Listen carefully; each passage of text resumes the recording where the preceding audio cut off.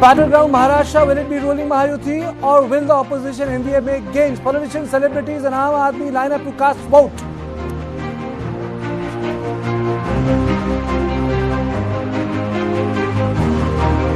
"38 seats up for grab in final phase in Jharkhand. Key test for the Hemant Soren-led India bloc and the opposition BJP-led NDA.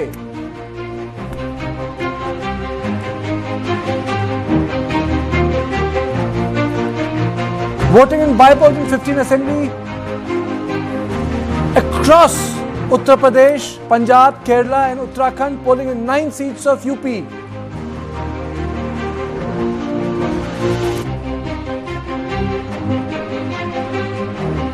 Supriya Sule files complaint with EC against former IPS officer Ravindra Nath Patil over Bitcoin allegation, even as the BJP steps up the heat and demands an explanation over the charges.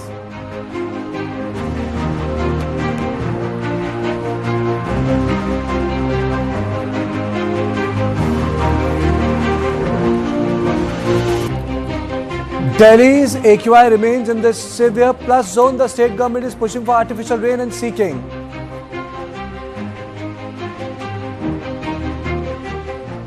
So these were the headlines. Welcome to the special broadcast on Maharashtra and Jharkhand Assembly election bypolls that were held in 13 states. In a short, it is a mini national poll. After Kashmir and Haryana polls, election has become close. It is a make and break elections for the Sorens, Pawars and Thackerays.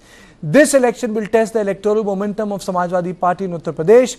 If Samajwadi Party does well, then it will be a big problem for BJP. If BJP performs well, then Yogi Adityanath's stock will go up. Kedarnath in Uttarakhand is going to polls. Badrinath was won by Congress in by-election. It is a prestigious seat for Bharatiya Janata Party. Karnataka is a matter of survival of the Gowdas. Nikhil Kumaraswamy is fighting elections from Channapatna.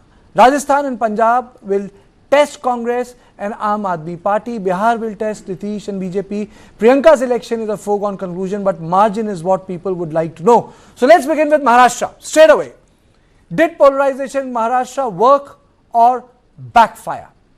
That's the question one. Did polarization in Maharashtra work or backfire? The second issue would be, the most polarizing comment was batenge to katenge. So let us play out the first graphic. Did polarization in Maharashtra work or backfire? The most polarizing comment was batenge to katenge. These are the two issues which we are going to take up. I'll be joined by my panelists, Brijesh Pandey, input editor, Ajit Keja, senior journalist. I'll be joined by Sunita Iron, author and consulting editor, S. Balakrishnan, executive editor, Reni Abraham, senior journalist, Jayant Mahinka, political analyst. Mr. Balakrishnan works for Free Press Journal. So this is the question, did polarization in Maharashtra work or backfire? And the most polarizing comment of this campaign was batenge to katenge. The most polarizing comment was batenge to katenge. Straight away to you, Ajit, first. Has this worked or backfired in Maharashtra? Well, you know, given the fact that it's such a tight fight, given the fact that in the Lok Sabha the difference between the two parties were merely 1%, and given the fact that it seemed initially that the MVA had an edge, I think the BJP worked on two things. One, batenge to katenge, and second, you know, the kind of sops that were done by the Shinde government, and Ladki Bahin being the most important. And it seems that it has given the NDA a certain advantage. So yeah, I think some kind of polarization has it seems, of course we will know once we see the results on 23rd, but it seems that the BJP is now, everyone is talking as if the NDA has an edge in the election. Brijesh. Well, I think, you know, this particular polarizing comment, batenge to katenge, didn't find that kind of traction because it turned out to be embarrassing for Mahayuti when you saw that Ajit Pawar said that you know, that this kind of thing doesn't work in Maharashtra, and it was also backed by Ashok Chavan, who recently joined BJP, and Pankaja Munde and others. So it was very clear that the Mahayuti, the factions of Mahayuti were not very comfortable with this particular slogan which was given. But yes, Ladki Bahina, there I agree with Ajit that it is one thing which has clearly made people take notice of this particular scheme, and also say that the gap which was between Mahayuti and Mahavikas Agadi 5 months back, that gap people say that it has been kind of bridged by the success of Ladki Bahina scheme. Okay. Now, has BJP beaten anti-incumbency of 2 terms? This is the second important issue, because after all we are talking about Bharatiya Janata Party in power, and we are talking about a Bharatiya Janata Party which was able to split not one but 2 powerful regional parties. 2 parties that had a long history. 2 parties who shaped the politics of Maharashtra. Let me introduce Sunita Aaron. Good evening, madam. So my question to you is, do you think, has BJP been able to beat the anti-incumbency? Can I first comment on the first question that you had raised, because it's connected with UP? I personally feel there were 3 models which were at play in Maharashtra. One was from Madhya Pradesh, that scheme for women. Second was from Chhattisgarh for farmers, promises for farmers, and third was from UP, where batenge and katenge. Now, the type of response or the type of applause that Yogi got over these slogans, and he continued to raise them even after Ajit Pawar's objection, I think somewhere it was working. And all these factors, now I come to the second question, all these factors helped in beating the anti-incumbency. Your scheme where you are giving money to women, and also your criminal polarization that they tried to do. Otherwise, they would have stopped Yogi's visits. He continued with the slogan. So the bottom line is that it was a double-barreled Hindutva which came into play in Maharashtra. I'm joined by Reni Abraham. I'm also joined by Jain Mainka. I know you want to speak on this. I'll come to it, but let me introduce another point. Did Modi succeed in convincing OBCs that BJP stands for them? Or did the constitution debate get better of BJP's narrative? Now, this is the part. This is a very important part of our discussion, because I think it is on this, for the Congress, the bang for the buck happened in Lok Sabha. No one took them seriously when they were waving this little red book, and suddenly they realized that this little red book took them closer to 100 seats. So, Mr. Mainka, to you and then to Reni, do you think that the BJP succeeded in Maharashtra, the OBCs, that the BJP stands for them, or the red book is still working there?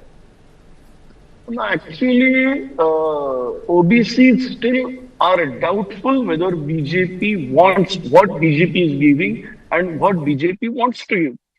It is because the real pertinent question is, what is the strength of OBC?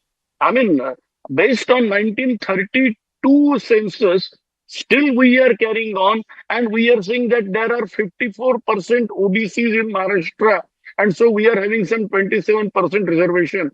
We say that Marathas are 32% based on 1932 census. The point that showing the red book, Rahul Gandhi said, including the census, including we want to make the reservation more than 50%, but let the exact figure come out. And you, mind you, we have crossed nearly 100 years. This is 95th year or so. So it will be 100 years in 2032. And Rahul Gandhi is saying that there should be the caste census, and then we will give more than 50% reservation. But let the exact figure come out. Who are the real needy person? The point is this, particularly in Sangha Parivar, dominated by all upper caste, high profile people, they have a permanent argument on all these reservations. I know them very well personally. They simply say now it is 75 years that you got the reservation. There is a high time that everything should be clear and without reservation. Of course, they don't answer any other question that how long they were suppressed and all that they don't answer. But the point is this, when they are even having objection on scheduled caste and scheduled tribe reservation, imagine if there will be, there are OBCs, they're also coming, what will be their reaction? And the way Rahul Gandhi said, let the real figure come out, let the real figure of all the caste. Here so far, the backward communities within Muslim Christians are not being counted because there is no reservation to any religion. So let everything be counted and then we will decide. We are ready for even going above the cap of 50%. For that there will be amendment. Yes, showing the road book, he said, yes, there can be the amendment. Okay, you made your point, Mr. Mainkar. You made your point. Okay, you made your point. But elections in Maharashtra, unfortunately, will be remembered for the cash in circulation. There was a song by Gary Aliwal, It's Raining Men. So both me and Rajesh decided we'll name it It's Raining Cash. You know, we got inspired from the song in morning con call. And the BJP was caught red-faced with the Thackeray controversy. Other political parties also were caught red-faced. Supriya Sule had to face Bitcoin charges. Other leaders like Sanjay Nirupan, Prakash Surve were also involved in this charge of cash for vote row. Maharashtra has indeed showed the underbelly of the Indian election. And that is, cash really matters. Now let me play out some of the bites of the principals who somehow got involved in this whole cash row in the last 48 hours. कल media की तरफ से मुझे ये सब voice recordings और कुछ भेजा गया. जब मेरे हाथ में आया, मैंने पहली चीज़ की कि मैंने पूना के कमिश्नर साहब को फ़ोन किया और मैंने कमिश्नर जी को बोला कि ये फेक कुछ वीडियोस चल रहे हैं, मैं आपको भेज रही हूँ, मुझे साइबर क्राइम में कंप्लेन करनी है. तो उन्होंने कहा ज़रूर आप करिए. मैंने फट से साइबर क्राइम में ऑनलाइन में कंप्लेन कर दी कल शाम को. वो पहला कि साइबर क्राइम में मैंने कंप्लेन की है कि ये सारे वॉइस नोट्स और जो भी कोई मैसेज है सारे झूठ है और फेक है, इसीलिए मैंने साइबर क्राइम को नोटिस भेजी. Point number 1. पॉइंट नंबर 2, उसके बाद भारतीय जनता पार्टी के स्पोक्स पर्सन है, उन्होंने एक प्रेस कॉन्फ्रेंस ली. उसके बाद बहुत सारे मीडिया के लोगों ने मुझे फ़ोन किया. मैंने हर एक को मैंने रिप्लाई किया और हर चैनल्स के भी मैं आभारी हूँ कि आपने दिखाया भी मेरी जो आरोप था उसका जो जवाब मैंने दिया वो हर मीडिया हाउस ने दिखाया. मैं आपकी तहे दिल से आभारी हूँ. उसके बाद मैंने वकीलों को मेरे फ़ोन किया और आज सुबह मैंने श्री त्रिवेदी जी को मैंने एक क्रिमिनल डेफमेशन नोटिस भेजी है, क्योंकि उन्होंने जो आरोप किए, उन्होंने मुझे 5 सवाल पूछे, 5 सवाल, और उन्होंने मुझे कहा है कि बाहर आके जवाब दे. मैं बाहर आके जवाब देने के लिए कभी भी तैयार हूँ. सुधांशु त्रिवेदी जिस शहर में चाहे, जिस चैनल पे चाहे, जिस वक्त चाहे, वो जहाँ बुलाएंगे मैं आ जाऊँगी और हर एक का जवाब मैं दे दूँगी, क्योंकि for all the questions my reply is no no no no no, lies lies lies lies lies. सारे आरोप झूठ है, मैं इसके बारे में कुछ नहीं जानती और इसीलिए मैंने पहले साइबर क्राइम को कंप्लेन की, point number 1, and point number 2 मैंने डिफॉर्मेशन का नोटिस उनको भेजा. उसके बारे में जो कुछ ऑडियो दिखा रहे हैं वो आवाज के बारे में मुझे इतना ही जानकारी है. मैं दोनों को भी बहुत अच्छी तरह से जानता हूँ, बहुत सालों से जानता हूँ. एक तो मेरी परिवार की मेरी बहन है और दूसरे हमने जिनके साथ बहुत साल काम किया है, एक दूसरे के विरोध में भी किया है, एक दूसरे के साथ भी किया है, महाविकास आघाड़ी में भी किया है. वो बीच में बीजेपी के भी मेंबर ऑफ पार्लियामेंट थे. ऐसे सभी जगह उन्होंने काम किया. तो वो भी आवाज उनका ही है, उनका बोलने का टोन, उनका आवाज दोनों का वही है. अभी इसके बारे में इंक्वायरी हो जाएगी. इंक्वायरी होने के बाद पता चलेगा कौन है, क्या है, इसके पीछे सच राज क्या है, वो पता चलेगा. 4 ऐसे ऑडियो हैं सुप्रिया सुले जी अमिताभ जी से भी बोल रही हैं और गौरव जी से बोल रही हैं कि Gaurav don't play games with me. Gaurav Mehta मुझे पता है तुम्हारे पास बिटकॉइन है, तुम मेरे साथ गेम मत खेलो, तुम जल्दी दुबई जाओ और इसको एनकैश करके लेके आओ। एक ऑडियो क्लिपिंग्स में ये स्पष्ट रूप से बोल रही है कि डोंट प्ले गेम्स विथ मी, मेरे साथ खिलवाड़ मत करो और तुरंत जाके हमें भी कैश की आवश्यकता है, आप जाओ दुबई में इसे इनकैश करके आओ। दूसरे क्लिपिंग में स्पष्ट रूप से सुप्रिया सुले बोल रही है कि किसी प्रकार की चिंता का विषय नहीं है, कोई इंक्वायरी भी अगर हो जाएगा तो इंक्वायरी में आपका नाम नहीं आने वाला है और इंक्वायरी को हम देख लेंगे, हमारी सरकार बनेगी तो हम देख लेंगे। रेनी, कैश की आवश्यकता तो चुनाव में सबको होती है। I don't think anyone is an exception, but what is exceptional is the volume of money which people actually witnessed in last 48 hours. Isn't so? Sorry, that's for me, Karthik? Yeah, that's for you. Well, you're right. I mean, if you see the last night and the two big revelations, one being the cash for influencing voters in involving the National General Secretary of the BJP and the BJP's Marathi Manus face of Maharashtra, Vinod Tavde, where what you clearly are understanding thereafter is that the ECI has only registered 3 FIRs and none of them is pertaining to the 10 odd lakh rupees that was seized from that particular venue of a hotel that hosted the whole BJP do, and which was thereafter infiltrated by the Bahujan Vikas people and who exposed or allegedly exposed the vote for cash going around. However, the cases registered don't talk about the cash seizure. Likewise, in the digital currency Bitcoin scam that has been unearthed allegedly by the BJP, once again you saw Supriya Sule giving her responses, but stopping short of either confirming or denying that she in fact has any Bitcoin holdings or otherwise. So you are saying a very strange kind of thing, and you're right, Karthikeya, for elections. This brings me to the moot issue. Mr. Balakrishnan also joins me.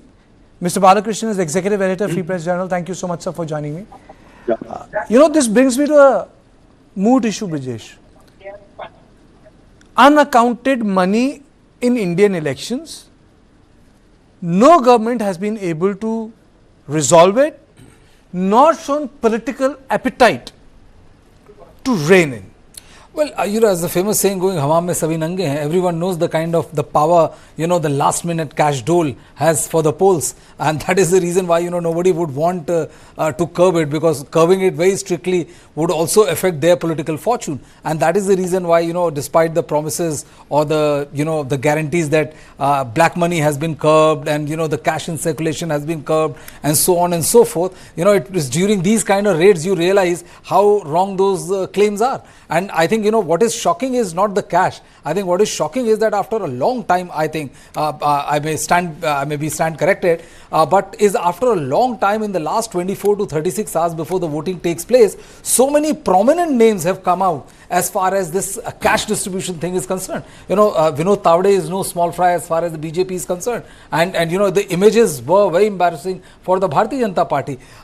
Supriya Sule came out right, like I mean this operation is not. It was like my corruption versus your corruption. It was my corruption versus your corruption. I think if you ask me, I'll give her benefit of doubt in the limited sense that that with this AI generated voice and all, and the kind of havoc technology is playing, I'm not 200% sure how But Tavde was an embarrassment. Tavde was a big embarrassment. I agree. I mean, was Tavde an embarrassment? Yeah, absolutely. In fact, Vinod Tavde is not only a simple general secretary. A lot of the BJP leaders wanted him to be the next chief minister of Maharashtra. And that is the reason why he was shifted to Delhi. And the thing is, very funny. 2 days ago, I think, Sharad Pawar gave an interview in which he said, "Ab jo hai, there should be a woman chief minister in Maharashtra." And the moment he said that, everyone knew who he had in mind. And here you have the first Bitcoin in the scandal in the history of sort of Indian elections. It's time for a break, but I really hope and pray that he did not take inspiration from the Democrats in America. Let's have a woman candidate. Doesn't work. The woke politics doesn't work. The real politics work. It's time for a short break. Please don't go away. I'll be back with more X Factors.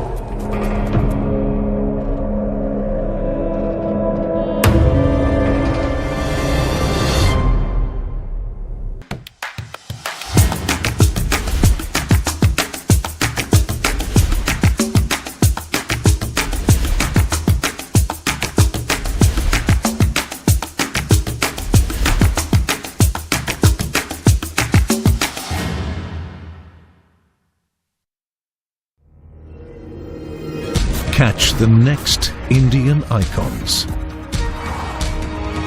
B6E and XEV9E, Mahindra's electric origin SUVs at Unlimit India on the 26th of November at 6 p.m. यही मौका है business को बढ़ाने का, पर पैसा अपनी super power use करने का टाइम आ गया है। अब टेंशन मत लीजिए, IIFL फाइनेंस से झटपट गोल्ड लोन लीजिए और बिजनेस आगे बढ़ाइए। आपके जैसे सुपर हीरोज ऐसी छोटी मोटी प्रॉब्लम से थोड़ी ना रुकते हैं, इसीलिए लाइफ जब भी आगे बढ़ने का मौका दे तो अपनी सुपर पावर, अपना गोल्ड यूज करिए और IIFL फाइनेंस से गोल्ड लोन लीजिए। IIFL फाइनेंस करता है सीधी बात।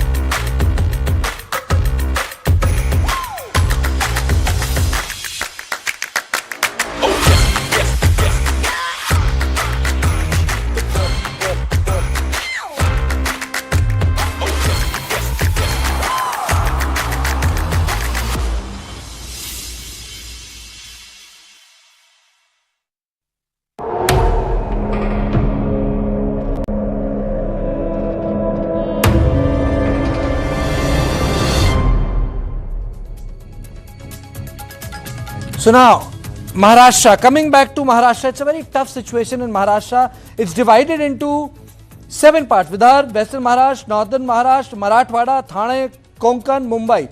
Now, these are basic 6 parts. Let me take you through these 6 parts first. Mahayuti is 19 seats in Vidarbha, MBA, Vikas Aghadi is 42. In Western Maharashtra, Yuti is 30, Aghadi is 35. In Northern Maharashtra, Mahayuti is 22 and Mahavikas Aghadi is 13. In Marathwada, Mahayuti is 12, Mahavikas Aghadi is 32. Thane Konkan, Mahayuti is 27 and Mahavikas Aghadi is 11. And Mumbai, 16 to Mahayuti and MBA is 20, 126, 153. So after the splits, it's a close fight. But now, let me take you to another X factor. Is it an X factor?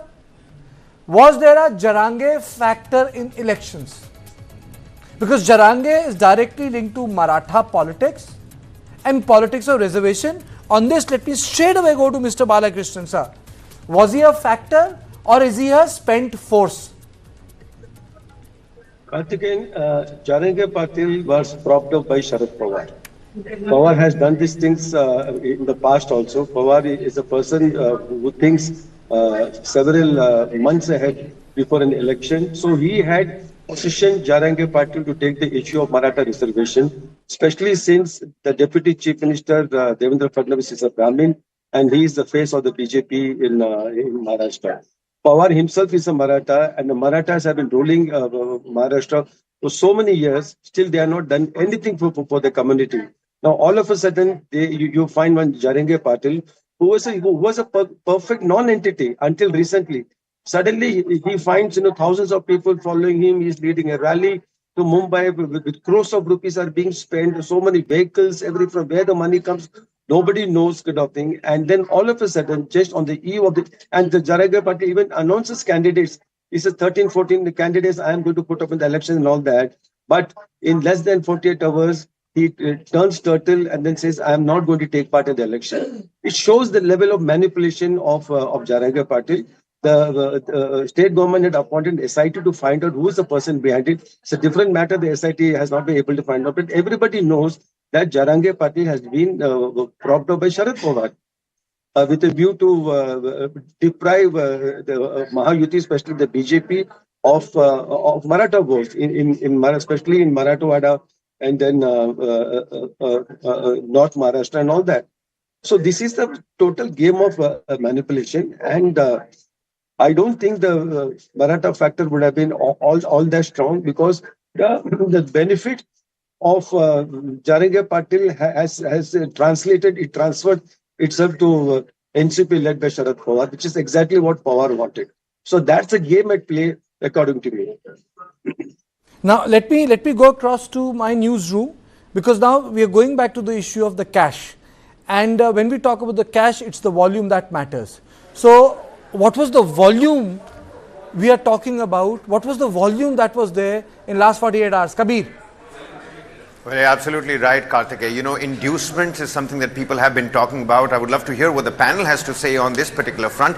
I was earlier speaking to Mrs. Aarons and Mr. Balakrishnan myself about these latest inducements, because never have we seen that in the run-up to the election, you know, counting of the votes, in the last 48 hours, we've seen almost more than 1,000 crore rupees, let alone the Thackeray incident, let alone the Bitcoin allegations and the entire row that has now surfaced, but more than 1,000 crore rupees in terms of inducements in these fly squads that the Election Commission has at this point in time captured, which is in itself a big amount, needless to say, Karthikeya. More than 1,000 crore rupees, less than 48 hours in the run-up to the casting of votes before a state like Maharashtra is going to polls, the financial capital, as people call it. It certainly raises several eyebrows, but it's again very ensuring to see that the Election Commission's fly squads, you know, they were already doing their rounds. They did not leave any stone unturned. It was one car checking at one place and nakabandi at the other, and hotel rooms were not spared either. So Election Commission worked very swiftly, promptly on the inducements angle, because like you pointed out in the run-up to this discussion as well, that you need money to fight and contest elections. It is a part and parcel of the entire process, but how fair and you know, transparent is that particular transaction is what people are going to look at finally. And every time a fly squad comes up with money, well, it does raise eyebrows. More than 1,000 crore rupees, Karthikeya. 1,000 crore rupees.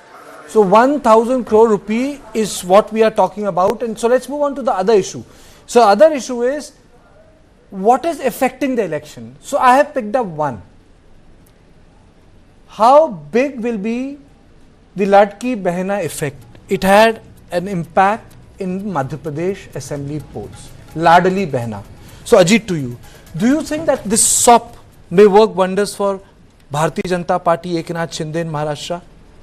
Yes, I think actually if you look at it, you know, although it shouldn't work, why? Because, I mean, they have been in government for a few years.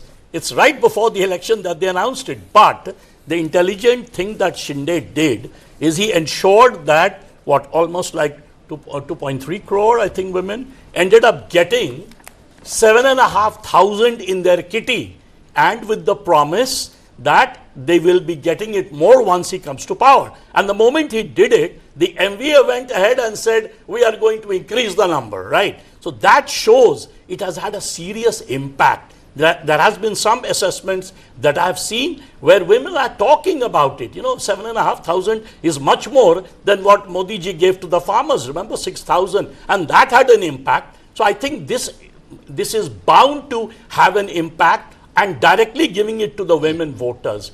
That, I think, was a very big plus point. You're talking about the impact. Let me go across to Kabir. You know, when we talk about impact must manifest itself in context of the turnout. So what sort of a turnout are we looking to? What sort of a turnout has been there? Yeah, actually, you know, Karthikeya, I could help the viewers at this point in time, because this is Election Commission's data right up till 5 p.m. Of course, these are provisional figures. The exact number comes near about 7 p.m. Each election time. Right now, talking about Jharkhand very quickly, 67.59%, and Maharashtra at 58.2%. 1.22%. Now, last time in 2019, I did some number crunching. Last time in 2019, the Maharashtra's average was 61.44. Beg your pardon, it was 50.64%, which was lesser than the national average. And if you're looking at Maharashtra's Mumbai and Mumbai suburban particularly, I have those numbers as well with me, because I remember CEC Rajiv Kumar made it a point that there needs to be awareness campaigns. It's the young voters, it's the urban voter apathy that is actually hurting Mumbai. People don't necessarily come out. And you know what, Kartikeya, the US elections very recently concluded. We saw how the Democrat nation, Washington, that particular part of the country, it had bars and pubs for the election watch night, giving out various discounts. The same happened in Maharashtra's Mumbai as well. Almost 60 odd restaurants were giving this 20% democracy discount. All you had to do was prove that you were a resident of Mumbai and you had the indelible ink on your finger, and you would get 20% discount, only to push voters, the young voters, to go out and vote. If you're looking at the state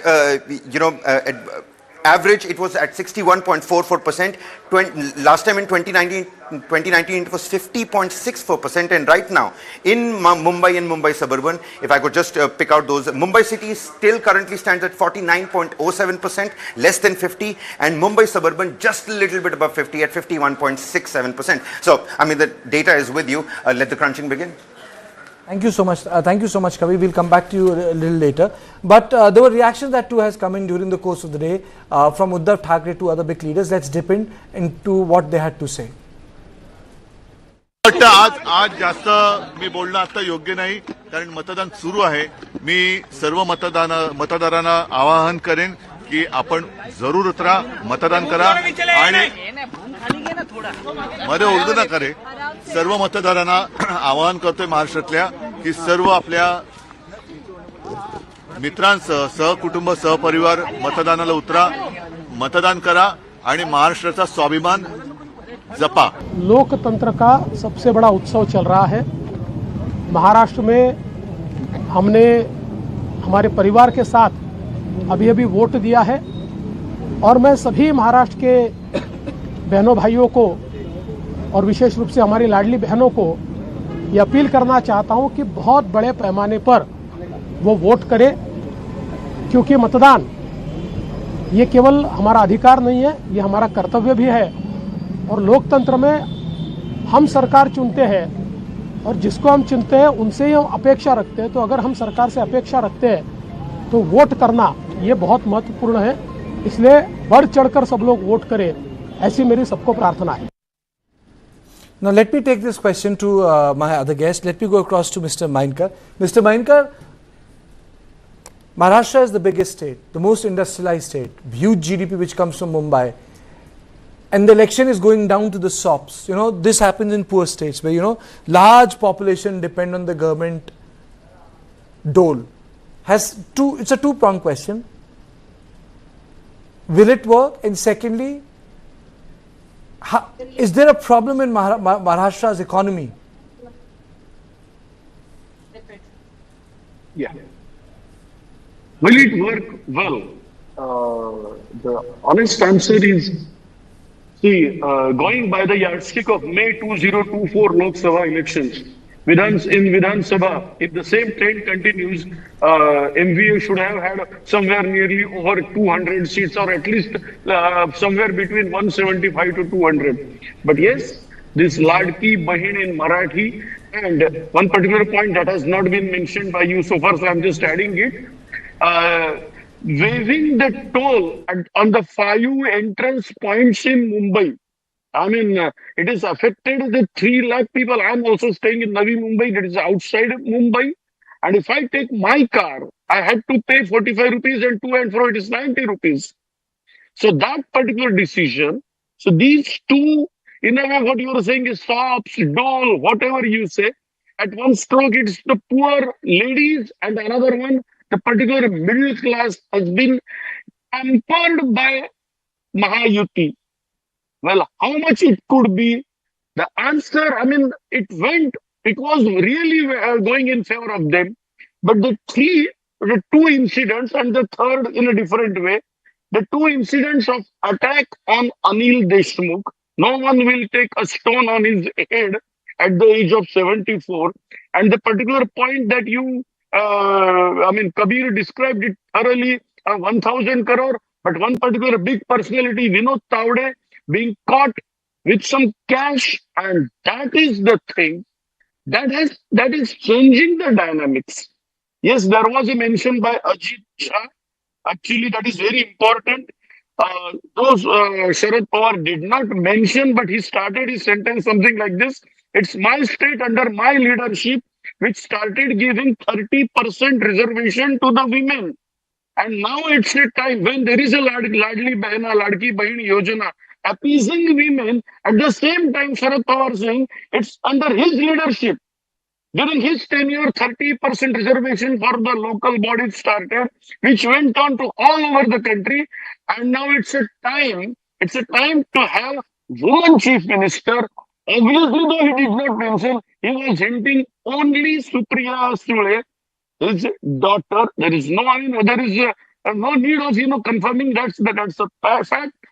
And his all moves and emotionally, his appeal was like this: "This is going to be my last assembly election. I will not enter even in Rajya Sabha." His words have in a way touched the hearts of his own followers, particularly in Western Maharashtra. And you will see, though his party is contesting just. I just want to keep Mr. Mahenka, my question was of limited nature. Sunita, it's very strange in this country. Then I'll come to you, Mr. Balakrishnan, then to you, Reni. In this country, politics on gender has not evolved. It immediately cracks when it comes to caste or community. Mandal was caste and community is Manipur. Correct, Brijesh? Yeah. But gender as a vote multiplier emerges when it comes to electoral politics. From the cycles of Nitish Kumar to Ladli Bahin, how do you see this paradox? Sunita, how do we quantify for this paradox? This reservation thing which everybody is talking about, No, not reservation. Ladli Bahina, Ladki Bahina. No, I'm coming to that. 33% quota, they fought for it. It never became an election issue. Had it become an election issue, they would have got it long time back. The political parties would have been forced to do it. As for Ladli Bahina scheme, now this is not going to be a game changer for the simple reason that it has lost its freshness. When it's implemented in Madhya Pradesh, the manner in which Chauhan went around amid fanfare, he used to distribute it, and it became a very big issue. It was like a fair they were holding where women were coming and everybody thought they were getting something very new. But now every political party is offering it, and also your Jharkhand has implemented it. So there is nothing. And today you're giving 15, tomorrow they would ask for 3. So I don't think so it is going to be a game changer. But yes, in some places like your Russian made an impact. It may also, but very poor classes, Otherwise, like in UP, some farmers used to say, take 6,000 rupees from us, but give us a better procurement price for our produce.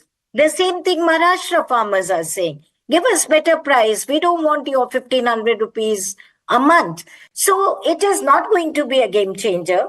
But when a party is in a close contest, you're trying to add votes from this sector, from here, from there.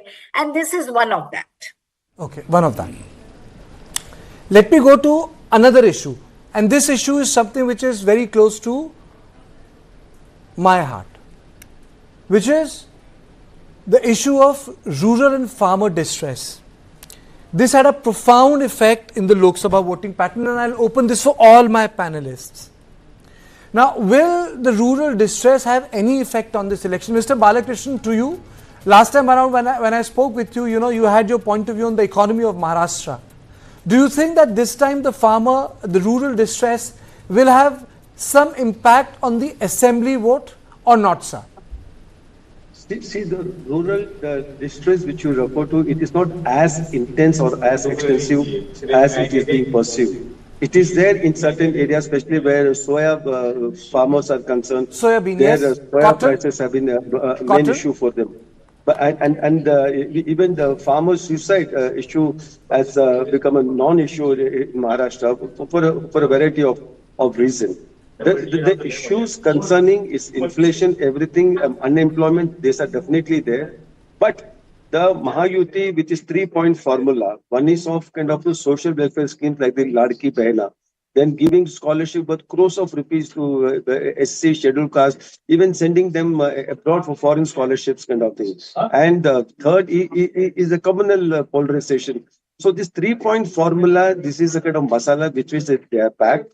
And other thing is that the BJP's booth management started 5 months before everybody else. At a micro level, BJP has been working in a very systematic manner. People have come from Delhi to Maharashtra. They are based out of Mumbai. 5 months back, they came here. They started preparations for that. And then if you see, the indications are that the Mahayuti itself realizes that they may not be able to get a comfortable majority. That is why this Bitcoin issue has come up. The whole idea is to put Sharad Pawar and Supriya Sule on the defensive, with Pawar having the dream of making his daughter the chief minister.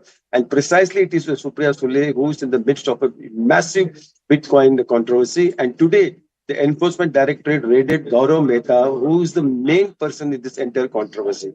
He is a man who knows too much. Now, whether the voices of Supriya or Nana Pautile, that's a matter of confirmation.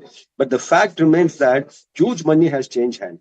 In Maharashtra, for that matter, the rest of the country, politics has become such a huge business. And even before the Bitcoin thing, in Malegaon, which is a Muslim-dominant area, 10 unemployed youths found 125 crores deposited in their account, in their bank accounts. Who deposited the amount? And today, the supposed to be the mastermind, the Hawala dealer who deposited the money, he was trying to flee to Dubai. He was arrested in Ahmedabad airport. So the money power which is kind of going on, the external forces which are trying to manipulate the elections over here, and the communal appeal for votes, all this makes for a very, very heady cocktail. But the indications are that the Mahayuti will form the next government. Now the question is, with the support of Sharad Pawar or without his support, that's a matter of detail. The things are being worked out. But already, 23rd, I won't be surprised. Mr. Mainkar doesn't agree with you, even before you have concluded your answer, Mr. Mainkar is doing like, he's not agreeing with you. But, yes, on this, I'll seek response of Reni, Brijesh Pandey, Ajit, who's there with me in the studio, because you are saying that it's a political party who might come to power, but after a short break.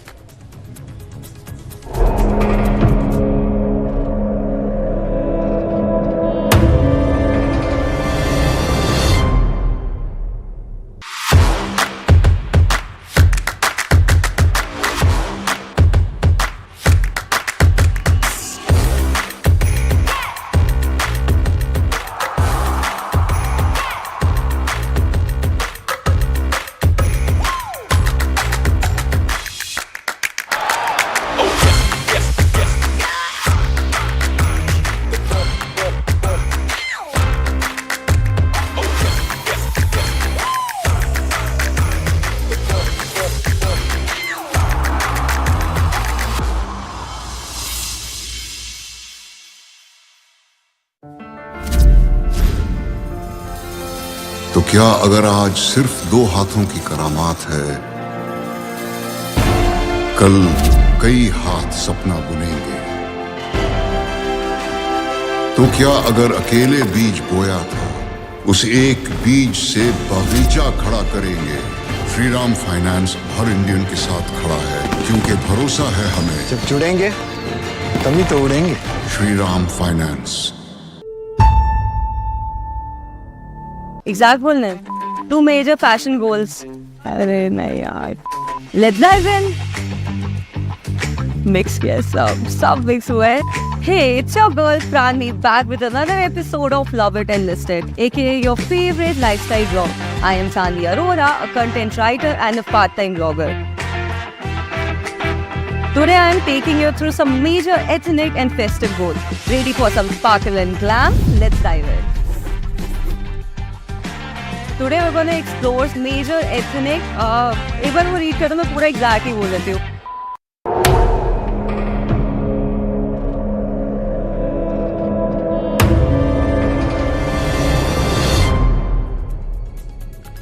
So now the excitement goes up. I'm going to rev up my car like in RPM. So it's not going to be in gear 4th. I'm applying the 5th gear, and then will be the 6th gear, which is the poll of polls. But 5th will satisfy your desire to know what's happening in context of the polls that are coming out. But yes, I do understand that the Lok Sabha polls and the ones which came out in Haryana actually left a huge gapping hole. So with a pinch of salt, but nonetheless, these are polls and poll of polls. So the first poll on screen. Now this is P mark poll. Mahayuti 137, 157. Maha Vikas Aghadi 126 to 146. Others 228. So right now, Mahayuti is 137 to 157. Maha Vikas Aghadi is 126 to 146. And others 228. This is P mark poll. This is the first exit poll that has come out by P mark. Let me now play out another poll which is by Metris. Metris poll is giving Mahayuti 150 to 170, Maha Vikas Aghadi 110 to 130, and others 8 to 10. So two polls have come out. Mahayuti is having an advantage of numbers, which Maha Vikas Aghadi is not evidently Ajit. See, both the polls are giving an advantage to Mahayuti. Now, we don't have any other data. You are the opening batsman on this, na? And we don't have any other data to compare ourselves. So, yes, obviously Mahayuti has an advantage. What I found about we don't have the voting percentages, we don't have anything else to go by. But when I looked at the first poll, I felt kind of suspicious, because usually in a poll, you can't have that close in terms of number of seats. You might have very close, like the Lok Sabha, 1% advantage. जीते कोई भी हमारा exit poll सही होगा. So what I'm saying is, if it is true that the Mahayuti is going to have an advantage, I will go more along with the second poll rather than the first poll. Usually the system is, when there is a tight contest in terms of percentage of vote, the number of seats differ. So that I found in the first poll kind of a bit of a puzzle. Second, others. The others in the first poll, the numbers looked very small. The number of rebels that we have this time, most observers have been sort of, there has been comparisons between 1995, when apparently one reason the BJP and Shiv Sena came, because there were 35 independents. Let me ask one question to you, Ajit. Right. You were there with me when Haryana exit polls were done.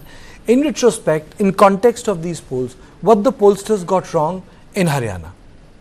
So it was a very close fight in Haryana, remember, right? 1,20,000 se the BJP had won over the Congress, right? The NDA had won over the India Alliance. 1,20,000, yes. 1,20,000. Now that is less than 3% of the vote, and that's barely like 1.2% of the vote. So what tends to happen, that all pollsters, when they poll, the only thing they can get accurate with that -3% is basically the percentage vote, not the number of seats, because we have a cube law here, right, where the votes kind of go into the 3 times than that of the number of seats. So you're able to estimate, the accurate estimate is basically percentage vote. If it is less than 3%, 1.2, you can go wrong as to who will be the winner, who will be the loser. That's what went wrong. So obviously this poll also, from the numbers that I'm getting, and if the exit polls have any credibility, it seems that they are very close.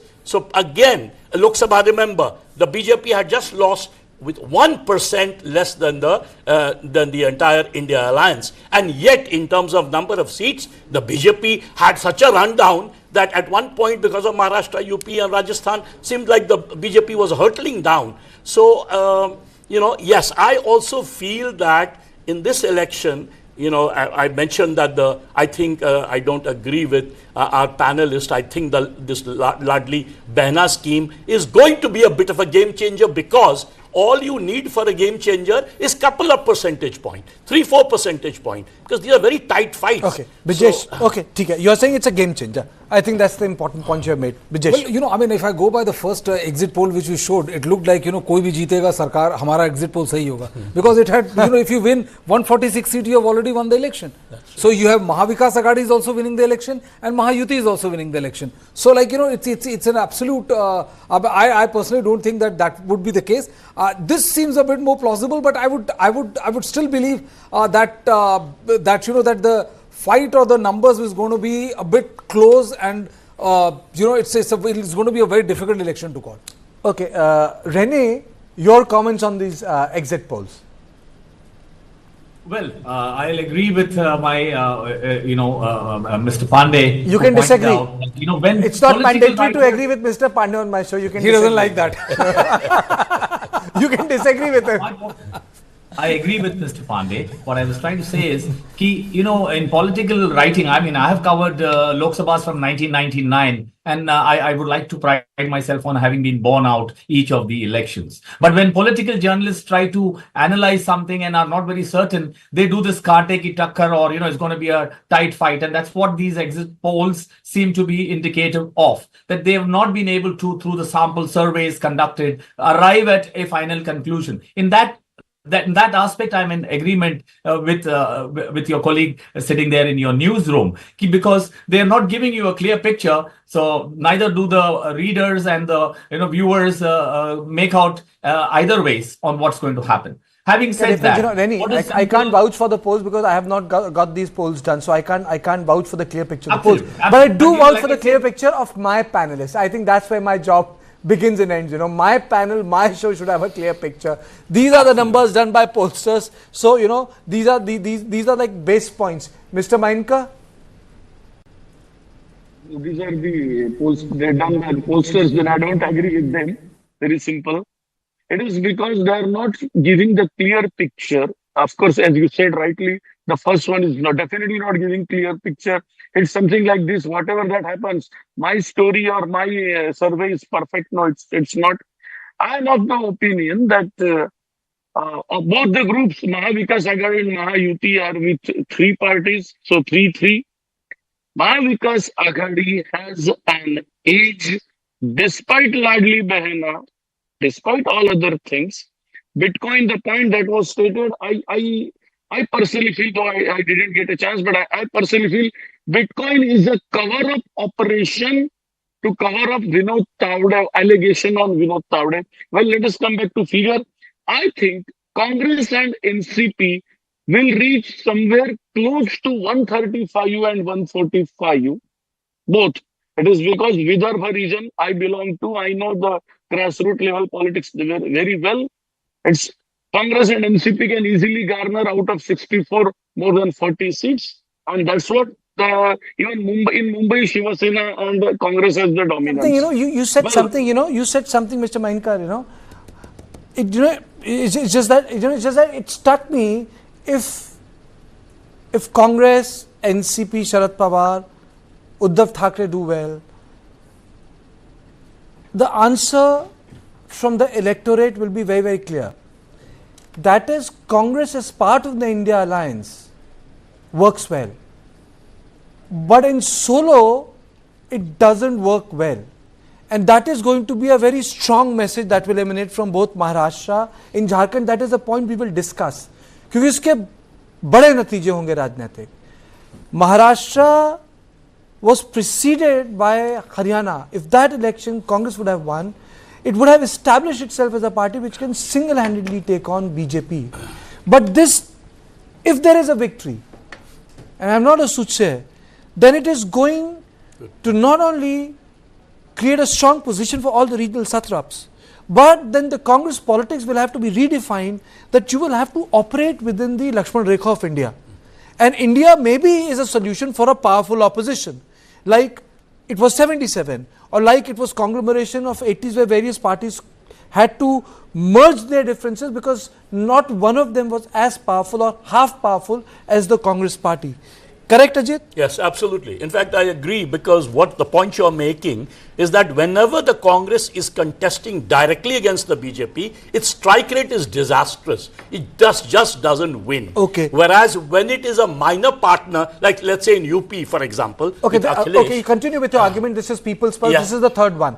You continue with your argument. This is So the Pulse. basically, Congress does better when it accepts the fact, it takes the back seat, it forms the team, and it does a great transfer of vote. Then Congress does well, as in Uttar Pradesh. And in Maharashtra, the Congress ended up bargaining for more seats. I would have preferred to see Congress take a back seat and let the NCP, Sharad Pawar, take more seats, because that seems to be the primary player in Maharashtra. So I was uncomfortable when actually Congress was bargaining. But look at BJP instead. BJP ended up taking 150 seats because it's the single largest party for the last 3 or 4 elections.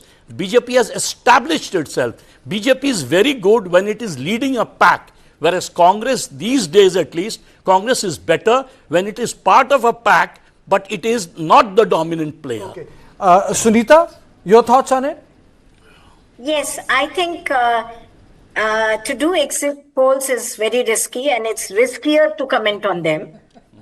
When we are talking about, besides this, I've been discussing with some people, and they've been saying that Mahayuti may do better because of the booth management, because of the support of the RSS, because of the work that they have put in, not in terms of welfare and other things, but because of the election management that they have done.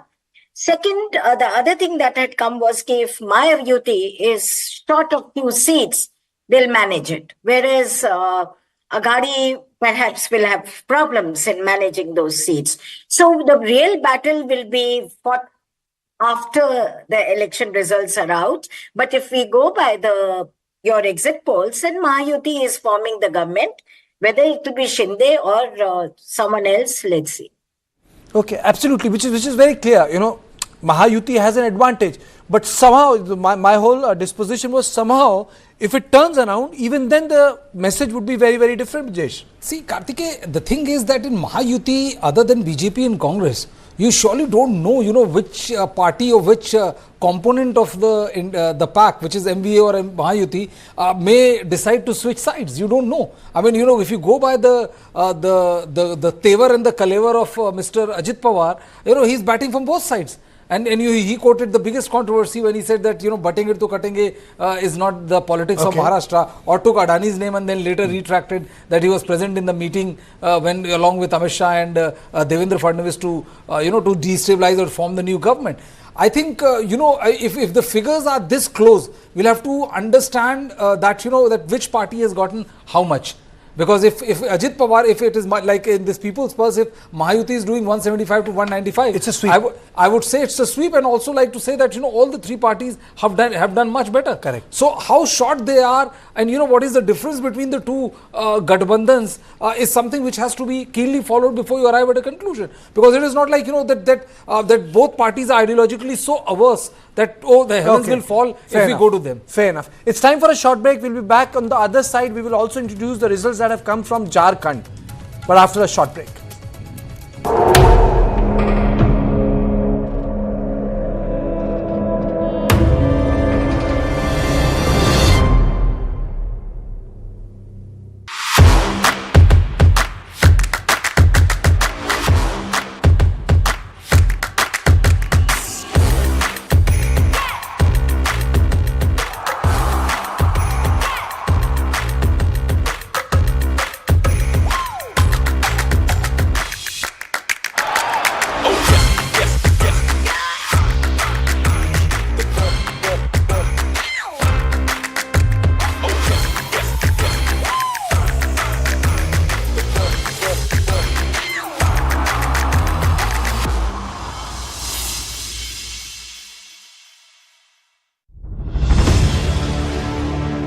I'm Manoj Mitta, a journalist who co-authored a book titled When a Tree Shook Delhi. I've written extensively on the cover-up of political complicity in the mass violence targeting Sikhs in the wake of Indira Gandhi's assassination. Despite the official death toll of 2,733 in Delhi alone, the cover-up involved multiple arms of the Indian state. It is no surprise, therefore, that Jagdish Tytler, one of the Congress leaders alleged to be behind the violence, is said to be tried only now.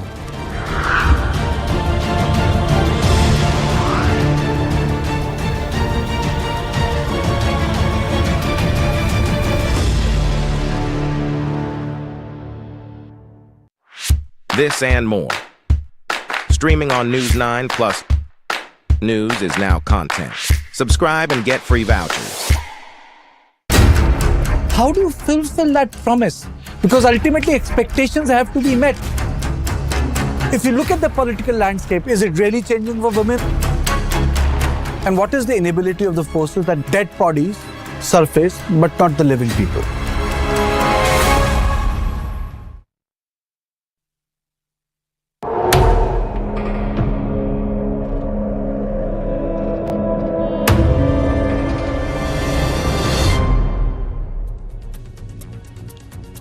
So a lot of data is out. The data on Uttar Pradesh is out. The poll data on Jharkhand is out, and the poll of Maharashtra is also ready. We'll be adding stacks to our Maharashtra poll slowly. But this is the basic poll which we are showing you, which is about Maharashtra. Three agencies have done.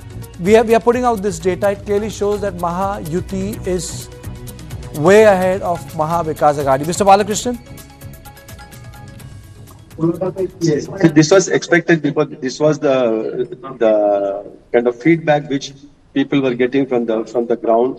Mahayuti has been a fairly solid alliance, in sharp contrast to the MBA, where the differences between Sharad Pawar and on one side and Uddhav Thackeray and Nana Patole and Rahul Gandhi have come out in the open in the past 48 hours, just on the eve of the elections, especially on the issue of Dharavi, Adani and all those things and all that.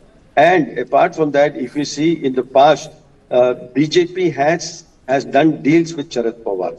In the past, in 1979, when Sharad Pawar, he backstabbed Vasantdada Patil and joined hands with the then Bharatiya Janata Sangh to form the so-called PDF government in Maharashtra. Since then, Sharad Pawar has got a track record of teaming up with the BJP. And as recently as 2 years back, when he let his nephew Ajit Dada join hands with Devendra Fadnavis to form the most short-lived government over here. So the political discourse between Sharad Pawar and BJP is not something new. And I won't be surprised that if Devendra Fadnavis, who is extremely good at political manipulation, that he might take the help of Sharad Pawar either tacitly or directly to form a strong government in Maharashtra. This is the kind of scenario which I am seeing it. And apart from that, you find Sharad Pawar is the most vulnerable politicians in Maharashtra.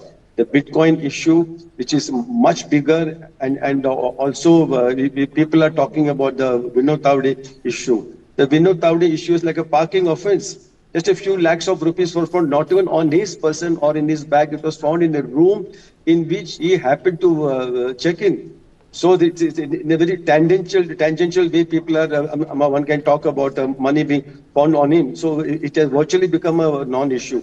But compared to what happened in Malegaon, or compared to what happened in regarding this Bitcoin kind of thing, this issue paints into insignificant. So on a fairly clean slate, the Mahayuti government can come back to power. The question is, who's going to head the new government? Whether it's going to be Devendra Fadnavis or whether it is going to be Chandrakant Dada Patil, who is supposed to be close to Amit Shah, or somebody else. Vinod Tawde's name was being talked about, but in the context of what happened, I don't know whether it will be feasible for them to prop him up to that post, because he's a Maratha face of the BJP. So are you saying why not Eknath Shinde? Are you saying was it a surgical strike before the exit polls? See, Eknath Shinde has had his uses. They have used Eknath Shinde to split the Shiv Sena, to bring down the Uddhav Thackeray government, but it will be foolish on the part of the BJP if they repeat the experiment of having Eknath Shinde again as the chief minister. That will make Devendra Fadnavis virtually jobless.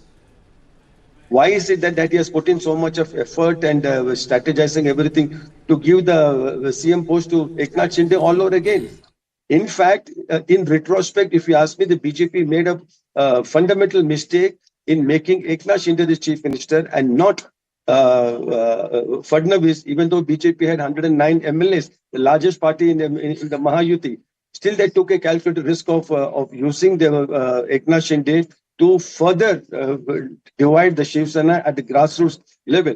Okay, and that has succeeded to some extent. But I don't think BJP will be foolish enough to again repeat Eknath Shinde and then get Devendra Fadnavis to... Mr. Balakrishnan, time for a little more diversity in our political thali.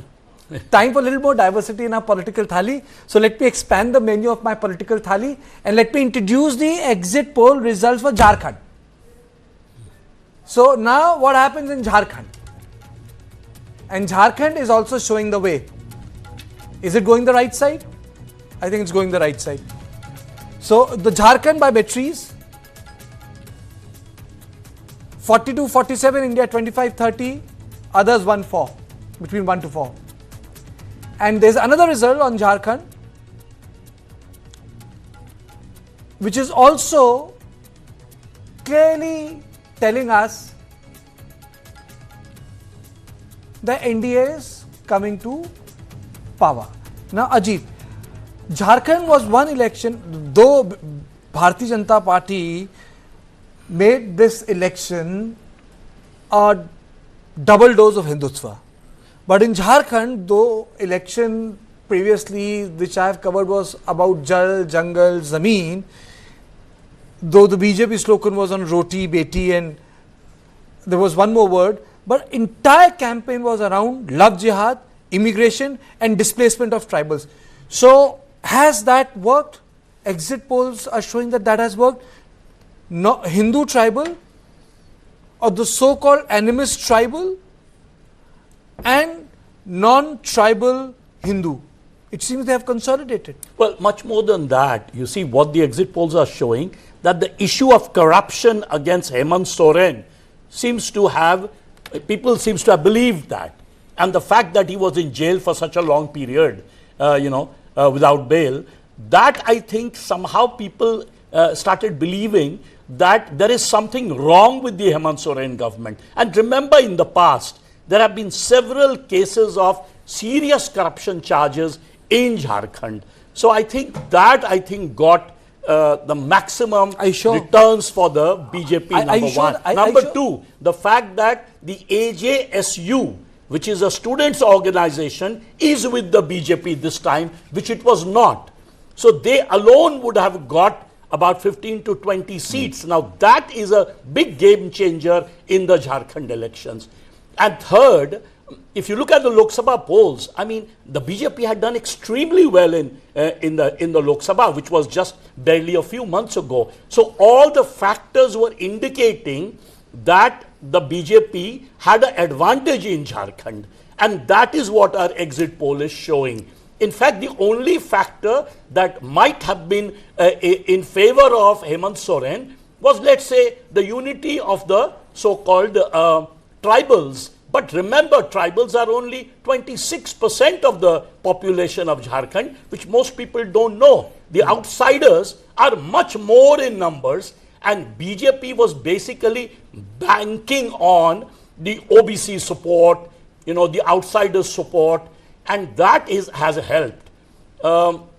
Also, the fact that JDU was with the BJP and they had a very good leader today, which they did not in the past. So all those factors must have gone in favor of the NDA in this Jharkhand elections.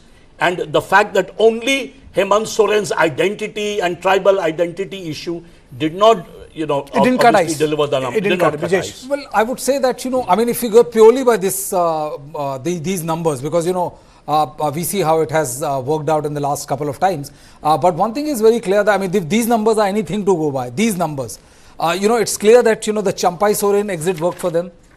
And the issue of, the double dose of the Hindutva dose, which they went like the illegal migration happened taking place, the love jihad angle, and all of it has worked for them. And if these figures are anything to go by, then I would accept what Ajit is saying, that that the image or the impression that Hemant Soren is not as squeaky clean as he had brought out to be, because the fact of the matter is that the ED case in which he was arrested, he was the first and perhaps the only politician in India who got a bail from High Court. And because almost all the politicians got the bail from Supreme Court, and in the High Court judgment, the court made it very clear that the ED has not prima facie not been able to make any strong case against him. So it will be very, very interesting to watch out for. One thing I would like to add here, because you brought that out and you said that one of the key takeaways would be that Congress is on its own is not a brilliant performer in packs. I think many people are saying that that the Congress is the weakling as far as this India alliance is concerned, as far as Jharkhand is concerned. But not everyone agrees to this. This is I would like to add, because when you talk to reporters and all, they are not very, very sure of one side getting this higher number. Sunita, what do you make of the Jharkhand numbers? I think from the very beginning, everybody was talking about a change, that Jharkhand, people are voting for change in Jharkhand. And BJP did a very aggressive campaigning, raising issues. It was not only Hindutva, but even tribal welfare, their culture, their language, everything they raised.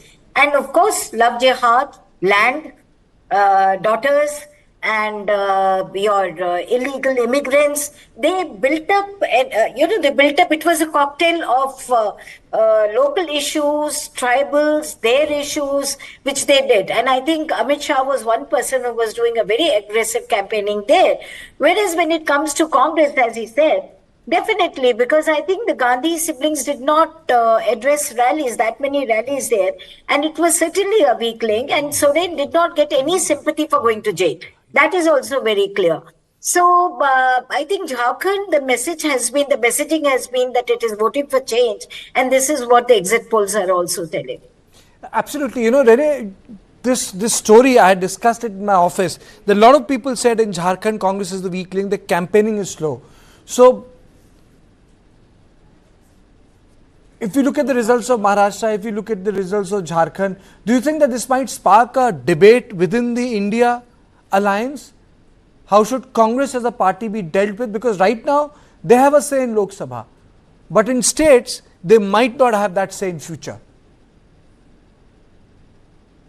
Well, absolutely. And that's why, as I reiterated on News9 Live in earlier shows also, I was news predicting a kind of a BJP surprise in Jharkhand being pulled off, much like in Haryana. Having said that, as far as the Congress is concerned, it has also been very evident after the Haryana loss that the Congress party suffered, that they have become a little more pragmatic in their approach to alliance partners. In Haryana, they refused to part with 3 more seats for the AAP that had demanded 10 and said you should be satisfied with 7 seats. The alliance didn't work out. And out of 90 seats, it was not a big ask. But still, they didn't do it and they suffered the consequences. Thereafter, you saw Congress being more pragmatic. In Uttar Pradesh, 9 bypolls, the Congress said we are leaving the field open to the Samajwadi Party. We won't field any candidates there. And likewise, even in Maharashtra, you saw this. When the Shiv Sena expressed its displeasure about the seat sharing and insisted that they would not continue any further if the Maharashtra Pradesh Congress Committee Chief Nana Patole was still involved with the seat sharing discussions, the Congress actually rationed the seats to come to a ratio of 85, 85 and 85 seats for the 3 MVA constituents while discussing for the remainder 33 seats. And they have shown this pragmatism, which has given them a comfortable way of still being able to say we are the biggest party, having got 17 MPs elected in Lok Sabha out of 21 that they contested. And so they have taken 105 odd seats in the state assemblies, finally, with the Shiv Sena settling for 94. But this is what I'm talking about, the pragmatism demonstrated by Congress to keep the regional parties that they are in alliance with in very, very good humor after Haryana. So you are also seeing that in Jharkhand, maybe there was some faux pas, because in Jharkhand, the illegal immigrants issue from Bangladesh and Rohingya refugees has become a big thing. And please remember, Karthik, for tribals, land. Just like for Dalits, the constitution. These are the key words for them. So the tribals in Jharkhand are likely to have responded to the infiltration issue raked up by the BJP, stating that the land of tribals is being usurped through love jihad or marriage into tribal families by these illegal immigrants. So this is the lesson that we see being played out of Congress being more pragmatic. Although I still insist that in Maharashtra they are playing the boss in terms of the MVA alliance, and that's why they've got most seats to share. Only Mr. Sharad Pawar, who never expected 85 seats, he is sitting pretty.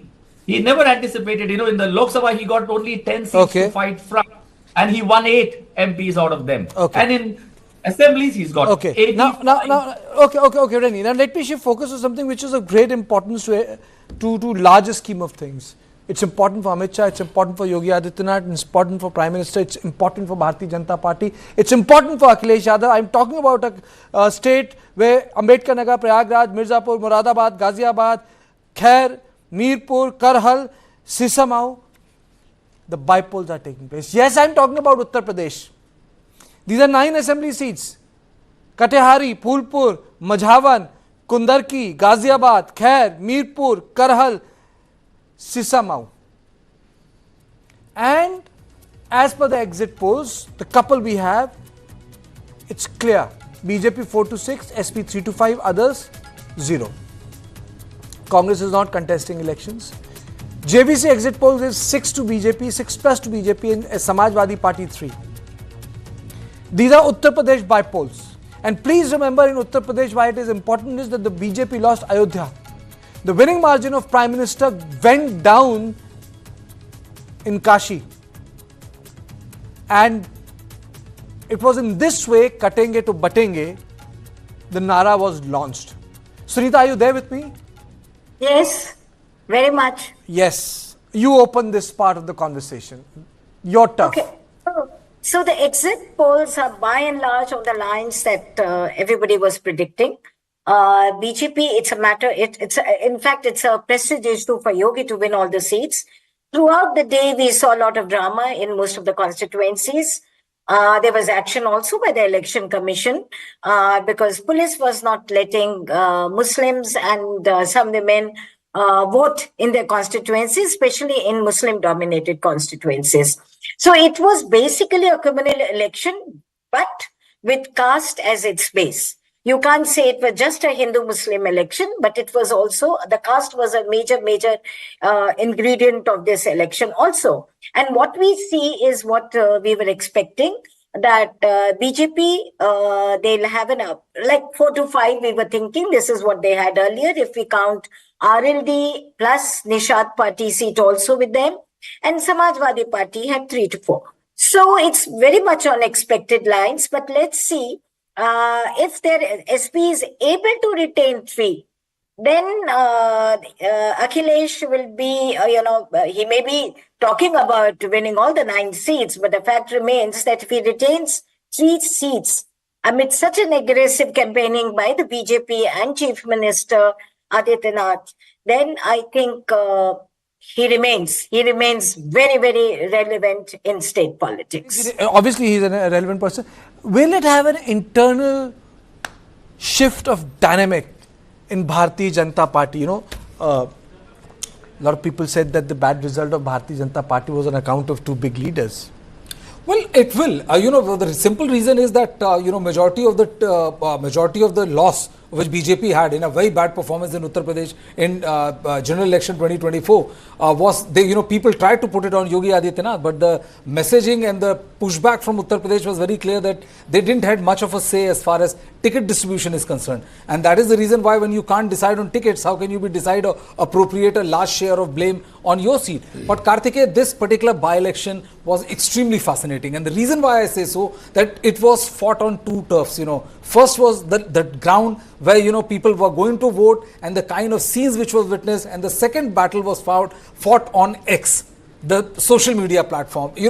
since morning, Akhilesh Yadav and Samajwadi Party took to X, and the kind of visuals they have put on X, tagging the election commission, tagging the authorities about the behavior of the police in 3-4 assembly seats out of 9. It was very shocking to say the least. And the fact that 10 policemen have been suspended by election commission for not behaving properly is also a tale to be told. And this is the reason why, and I think this clearly points to the fact that how important was this bypoll, or how important this bypoll is for Yogi Adityanath. I will say that if Akhilesh Yadav wins 3 to 4 seats, and given by what we saw today, I think it will be a fantastic performance by Akhilesh Yadav if he wins 3 to 4 seats. Ajit. Karthikeya, when the polls were announced, every reporter that I talked to and people in UP, they were telling me the opposite. They were saying 6 for Akhilesh Yadav, 3 for the BJP. I spent the entire of last week in Lucknow, Ayodhya. I was talking to people, and just in this phase, the entire election had turned around. Everyone was telling me, ye to reverse ho gaya. The micromanagement of elections done by Yogi is extraordinary. The truth is, this bypoll election of 9 seats was a referendum on Modi. On Yogi. If Yogi would have done badly, if he ends up doing badly on 23rd when the results come out, there was this picture in Lucknow ki bhai inka to ticket kat jayega. But the fact, if he does well, you are absolutely right. It makes Yogi a very important leader. Wo jo naak kata tha Lok Sabha mein, that is going to change, and it will project Yogi as a man who can win elections just like Prime Minister Modi can. Actually, it's time for a break, but the larger question is of succession within Bharatiya Janata Party. It's an elephant in the room in the larger journalistic circles, because that's the conversation which doesn't take place. Who is going to succeed Prime Minister Modi? His handpicked person, or the way Prime Minister Modi himself came up? Through the rank, when the cadre of the Bharatiya Janata Party said, we want Modi, not LK Advani. So that is something which will, I wouldn't say decided in these bypolls in Uttar Pradesh, but then it will definitely consolidate position of Yogi Adityanath. There's a lot more, because some contradictory polls are also coming, and they're giving us a different picture in Jharkhand. We will play them out, but after a short break.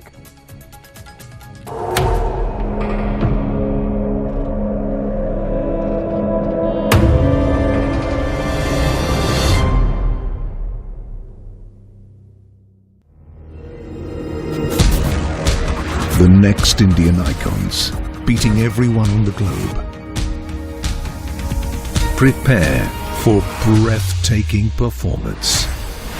B6E and XEV9E, Mahindra's electric origin SUVs. Catch them at Unlimit India.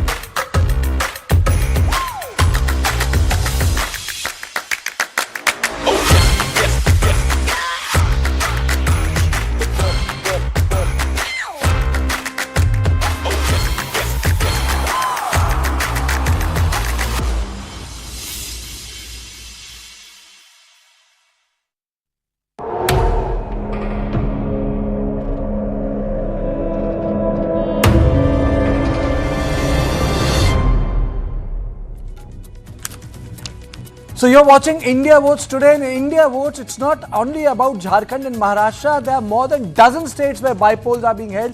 They have been held, the voting has taken place, and it's very important in context of the larger political, as we say, mahal when it comes to Bharatiya Janata Party and Congress, because it's going to redefine the relationship. We haven't even touched Punjab, we haven't even touched Bihar, we haven't even touched states like Karnataka, where Nikhil Kumaraswamy is contesting elections, about the Gowda family, or the Priyanka's debut which is taking place in Kerala, or states where 1 or 2 elections are taking place, but they're significant. We haven't even touched West Bengal. That is the election which is taking place after RG Kar movement. 30 days it had paralyzed Mamata's government. But right now we will focus on certain key states because that's where the government is going to fall. In other areas, they're going to have an effect on the mahal. But here, the real brass tack is going to happen. So now this is my access poll and it's contrary to the ones which we showed previously to you. And in this, India is 53, NDA is 25, JLKM is 2 and others 1. Brijesh. Well, I think, it turns the entire poll panditry on its head. Because, we had like 2 of these exit polls which were giving a clear and decisive verdict. But this is I was talking about, that there are many people, who are there on the ground. They are not showing, they are not saying that this win is going to be so one-sided and completely in favor of NDA. If I go by this particular, polls and figures which are being shown, it is very clear that the arrest of Hemant Soren has actually benefited him. Because I was telling you that, that he is the only leader who has been arrested by Enforcement Directorate, which has been released by a High Court, and his case has not gone to Supreme Court. And he got bail in 3 months, which was again unheard of. It never happened. And the kind of observation the Jharkhand High Court said, it was must be music to the ears of Hemant Soren and his party. And this also clearly shows that, that major doubling down of the double dose of Hindutva where, you're talking about land jihad, love jihad and illegal migration. I think nothing of that sort worked for BJP. But I would still not give winning of this credit much to the Congress party. I still maintain one line, which is that Congress remains not that much of a, the strong link as far as JMM is concerned. Mr. Balakrishnan, how do you see this change of number? I know these are exit polls, but how, Maharashtra, major exit polls have aligned. But why, in your opinion, this discrepancy is happening in Jharkhand, sir? Karthikeyan, if you ask me very honestly enough, the exit polls in India are not as scientific as they ought to be. They're not as professional. Several times in the past, if you recall some years back, almost all the exit polls in the context of the assembly elections in Tamil Nadu, it completely, all of them, with near unanimity predicted that Jayalalitha will be wiped out. On the contrary, she bounced back with a huge margin, and then all the exit pollsters had eggs on their face. Similarly, we saw regarding the Haryana also, most recently kind of thing. So I think we should take the exit poll results with a large pinch of salt and wait for the actual result to be declared on the 23rd. Because otherwise we will be deluding ourselves into thinking that this alliance is going to come or that alliance is going to come. But on the face of it, it appears that neither the NDA nor the India alliance will have a comfortable... Mr. Balakrishnan, I have a solution to it. I have a psephologist in the room, I have who's refusing to don the hat. I have a psephologist in the room who's masquerading as a political analyst, but I'm going to reveal that psephologist. I will not allow him to masquerade as a political analyst. Mr. Jha is a psephologist. He knows the number and he has done the job for more than 2 to 3 decades. How do you explain such discrepancies in context of method? See, the problem is that, Karthikeyan, we don't have access to the real numbers, which is the voting percentage. Without the voting percentage, it's like, you don't see the ingredients, you just get the smell of the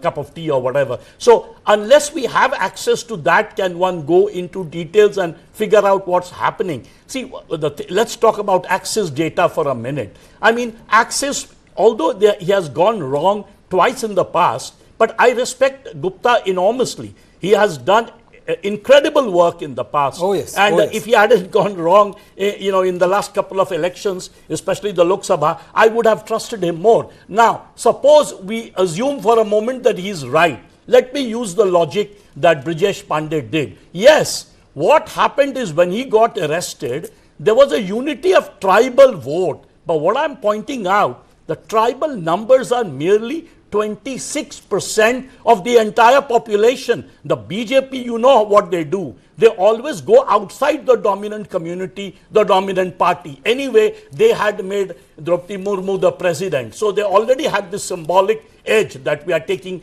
care of the tribals, and secondly, they went and got a coalition of non-tribals in Jharkhand. Remember, Raghubar Das, for example, last time. You know, that kind of alliance the BJP builds. Now, the thing is, unless we have access to the data that these guys show, and unless we have what kind of sample size was there, we will not know whether they are right or wrong. But I'm saying that if he is right, that means there was tribal unity, and that tribal unity dominated over the non-tribals. That means the non-tribals turnout must have been very low. The tribal unity, the numbers must have been very high. But given the fact that AJSU did side with the BJP this time, and AJSU is a very popular students movement. But there's one thing I would like to add here, sir, is that, in Pradeep Gupta, in one of his Twitter account today or yesterday, has made it very clear that this time he is going to increase the sample size, and this time he is going to put double the number of foots on the ground which he has in the previous elections. Boots on the ground, more boots on the ground. Mr. Mainka, you wanted to say something?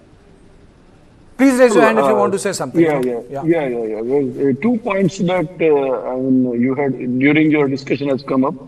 First is about Congress.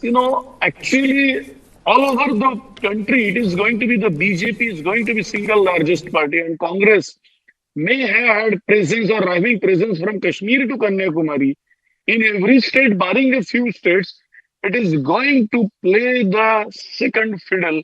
So what is your observation is correct, and they need to accept it, which if they would have accepted it in Haryana, it would have been better, but they went out and it was a mistake. In Maharashtra also, if there is a merger of NCP and Congress, then Congress could be the leading party. But if not, it's not going to happen. So everywhere, Congress, maybe you can call it weak link or strong link or whatever, but it is the link. Without Congress, you cannot form an alliance in any state against BJP. So you need to Congress to be there. Second thing about Jharkhand and Maharashtra, when there is a comparison, for me it's very simple. BJP has done well in Jharkhand without AJSU in Lok Sabha, and we take that sample. Then should we not take the similar sample for Maharashtra, which has done well? Mahavikas Aghadi has done well and garnered 31 seats. I think we should. So actually, yes, it's a fact that BJP did well in Jharkhand without AJSU. Now they have got AJSU as an additional shot in arm. Yes, I accept. But simultaneously, the point that 3 months he is in jail, Hemant Soren, and Soren has got his name in Jharkhand. So that may be their minus points, some minus points, some plus points. So that may be, that may went against them. Like here in Maharashtra, I feel Mahavikas Aghadi definitely has an edge, but the Ladki Bahin and the waiving of the toll, that may be going against Maha Aghadi a bit. That is reducing their majority. That's it. And again, I'm repeating, Congress is going to be the link. Without Congress, any anti-BJP coalition cannot exist, which actually BJP wanted. And secondly, BJP is going to be the strongest party. A couple of reactions have come on exit polls. Very rarely they come, but let me play all these bites out. These reactions have come on exit poll. देखिए, महाराष्ट्र और झारखंड के विधानसभा चुनाव आज संपन्न हो गए। हम पूर्णतः आश्वस्त हैं कि भारतीय जनता पार्टी और एनडीए को और महाराष्ट्र में महायुति शानदार विजय की तरफ आगे बढ़ रही है। और जो अन्य उपचुनाव थे उनमें भी भारतीय जनता पार्टी शानदार प्रदर्शन कर रही है। उत्तर प्रदेश की जिन 9 सीटों पे चुनाव है, हम यह विश्वास के साथ कह सकते हैं कि मतदान के बाद जो जानकारियां मिली हैं, सभी कयासों से कहीं आगे जाते हुए अभूतपूर्व ढंग से निर्णायक जनादेश इन उपचुनावों में भारतीय जनता पार्टी के पक्ष में आने जा रहा है। ने अपनी विश्वासार्हता खो दी है। हम कोई भी एग्जिट पोल की चर्चाओं में, डिबेट्स में सहभागिता देने वाले नहीं है पूरे देश में। और एक बात तय है, हमारा एग्जैक्ट पोल पे विश्वास है और हमारा एग्जैक्ट पोल महाविकास आघाड़ी की कंफर्टेबल मेजॉरिटी के साथ सरकार आ रही है। देखिए, हम लोग तो उम्मीद करते हैं एग्जिट पोल पर से तो लोगों का विश्वास भरोसा उठ चुका है, क्योंकि कई राज्यों के परिणाम एग्जिट पोल के विपरीत आए हैं। यहाँ तक कि 2024 का लोकसभा का जो चुनाव हुआ था उसके भी जो एग्जिट पोल आए थे, जिसमें एनडीए को 400 से ऊपर दिखाया गया था। लेकिन इन तमाम चीज़ों को ध्यान में अगर रखा जाए तो हम ये मानकर चलते हैं कि ठीक है, एक इंडिकेशन तो आप बताते हैं एग्जिट पोल के ज़रिए, लेकिन उस पर पूरा विश्वास भरोसा नहीं किया जा सकता है। It's really a tough call. It's really a tough call. Before I move into Maharashtra, I'll take a comment from Reni. You know, Reni, Access My India, barring Access My India, it's a clear lead for NDA.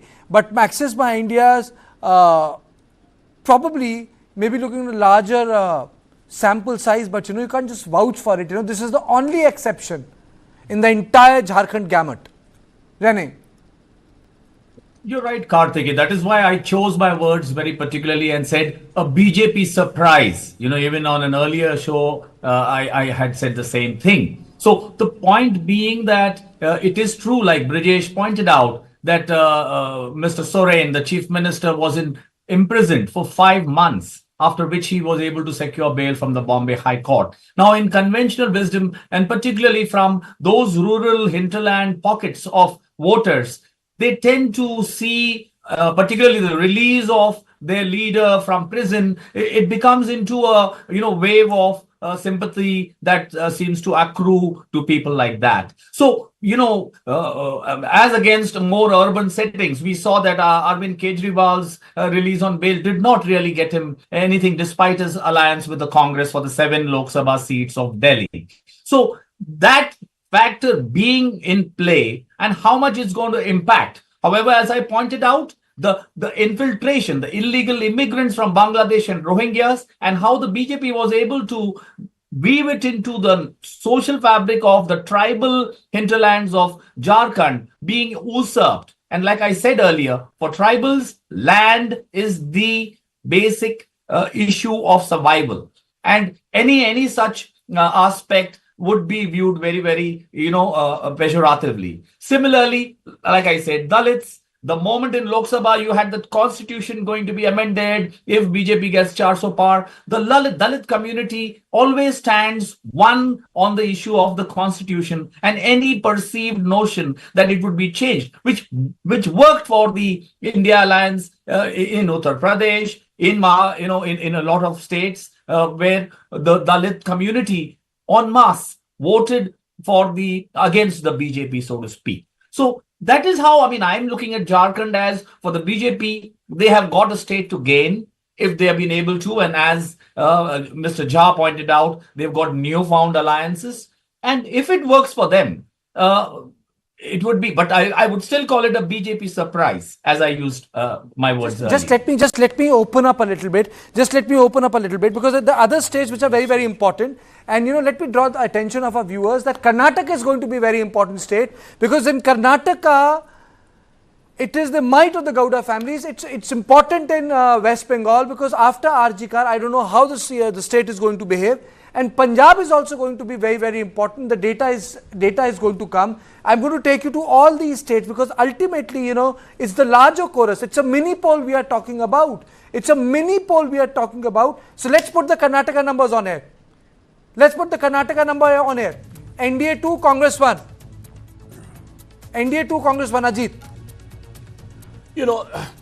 I would say exit polls, the credibility is not that good, number one. Number two, bypolls are not the best thing to measure, let's say, a referendum on the state assembly government, on the state government. Let me give you a little heads up. Channapatna, NDA is winning. Nikhil Kumaraswamy is winning. Sandur, Congress is winning. Shigavi, NDA is winning. So Channapatna is being retained by NDA. The Gowdas, who after Prajwal had such a problem in Karnataka. Well, interesting thing is that the Gowdas had joined, the BJP during the Lok Sabha. So, why is it that they are contesting against their own allies in such a fierce way? And B, as I said, the numbers are too small to come up with a credible answer. But obviously, look at the bigger numbers, I would always say, because, any of these exit polls can go wrong. The bigger numbers are showing that what happened in the Lok Sabha, the narrative that came out, that the NDA was sliding, it has its best performance in the past, that has again begun to change. Number one, that most of the exit polls are showing, with the exception of one, that BJP is winning, Maharashtra winning, Jharkhand winning, overall number of seats, UP we saw 6 out of 9. So it seems that the BJP is doing the reverse of its performance in Lok Sabha, number one. And number two, that the Congress seems to be the biggest, weakest link here. The Congress party, wherever it is, it's not performing better, neither organizationally nor in terms of the campaign. I mean, I did not see Rahul Gandhi and Priyanka Gandhi do a serious campaign, for example, in Jharkhand. What do you say, Brijesh? Well, yes, I agree. And Channapatna is one area where, if I go to, this Karnataka exit poll which is showing, and going by the fact that, Mr. CP Yogeshwara, who turned side and, joined the Congress party, and many believed it was a done deal, for the Gowdas to rest back, would be, a big shot in arm as far as the Gowda family is concerned in the state of Karnataka. There'll be a big shot in arm for them. But yeah, I mean, I agree with you that if you look at the macro picture, I agree that that bypolls are usually not a referendum, and you also say that most of the ruling parties are the parties which win the bypolls because let's go across to our correspondent Vajula. Vajula, what's happening? How did Gowdas make a comeback in Channapatna? Well, Karthikeya, it's a prestige battle for them because it's Kumaraswamy's seat and it was vacated by him because he was the ministerial post, and now because Nikhil Kumaraswamy is standing, and what they believe has worked for them is the statement of Zamir Ahmed 2 days before the entire voting process, where he went on to get personal and racist, and that is one thing that they believe is going to work for them because it is going to get them sympathy. Apart from that, they also believe that because it's a prestige battle and Kumaraswamy and Deve Gowda, all of them were into the fray, and CP Yogeshwar, who shifted from the BJP, like Brijesh said, who shifted from the BJP and went to Congress, it seems like he betrayed the leaders over there, and that is one thing they have used to make sure that Channapatna, which is one of the most important seats, but if the JDS alliance loses, it will be a very big debacle for Nikhil Kumaraswamy per se, because this will be his third loss in a row, and it will be one of the ways in which it would end his career, because if he wins, there are chances of him becoming the state president and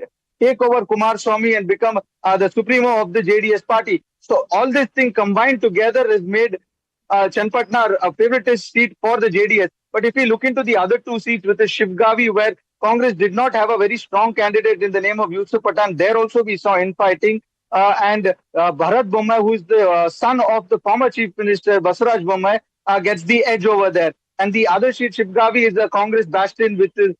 Tukaram, who was pulled in for the ministerial berth, and that goes to his wife. So there, Congress is comfortable at Sadur, but the other two seats, there is a big chance for the JDS and the BJP to make their mark. But how much of it that will it end in the 135 mark is something that I don't think will bring a dent over there. BJP's house was not in order. There was a constant fighting. Yediyurappa's son, was not able to enforce discipline in the party. I would like to know from you that how has BJP made such a comeback? They made sure that the infighting that is going on within the BJP gets overshadowed by the scams that are there that they were trying to highlight in Karnataka.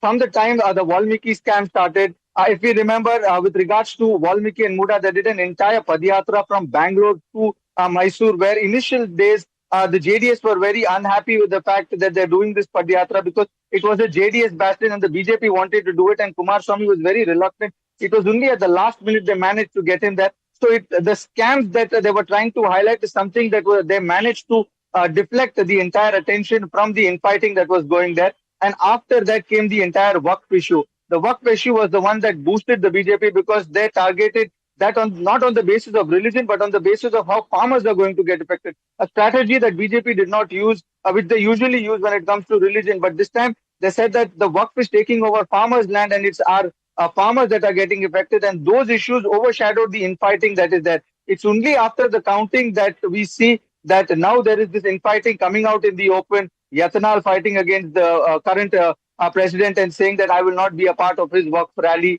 I will have my own rally. So this infighting was curbed at that point of time, and that diversion which they got in the form of the excise scam, the Valmiki scam, the Muda scam, and the Waqf issue. All these helped the BJP and the JDS alliance somewhere or the other. And the remark of Zamir Ahmed, that is one thing important, because even CP Yogeshwar has come out and said that if I lose Channapatna, it's going to be a photo finish because of this.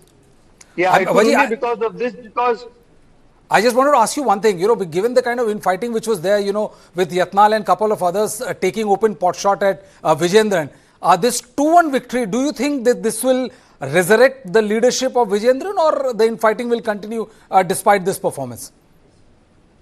This will surely boost Vijayendran's position within the party, because if we see the Muda scam was also successful, and now if they manage to win 2 seats out of 1, then the support that Yatnal has been getting from other leaders who have not come out in the fray but have spoken in shadows, they will now think again to see whether they would have to back Yatnal or Vijayendra, because Vijayendra has cemented his position now in the last 1 year by highlighting these scams, putting a pressure on the government with regards to everything, with Siddaramaia's wife himself taking the land, giving the land back is the one of the victories that they believe, because it was Vijayendra who highlighted these issues.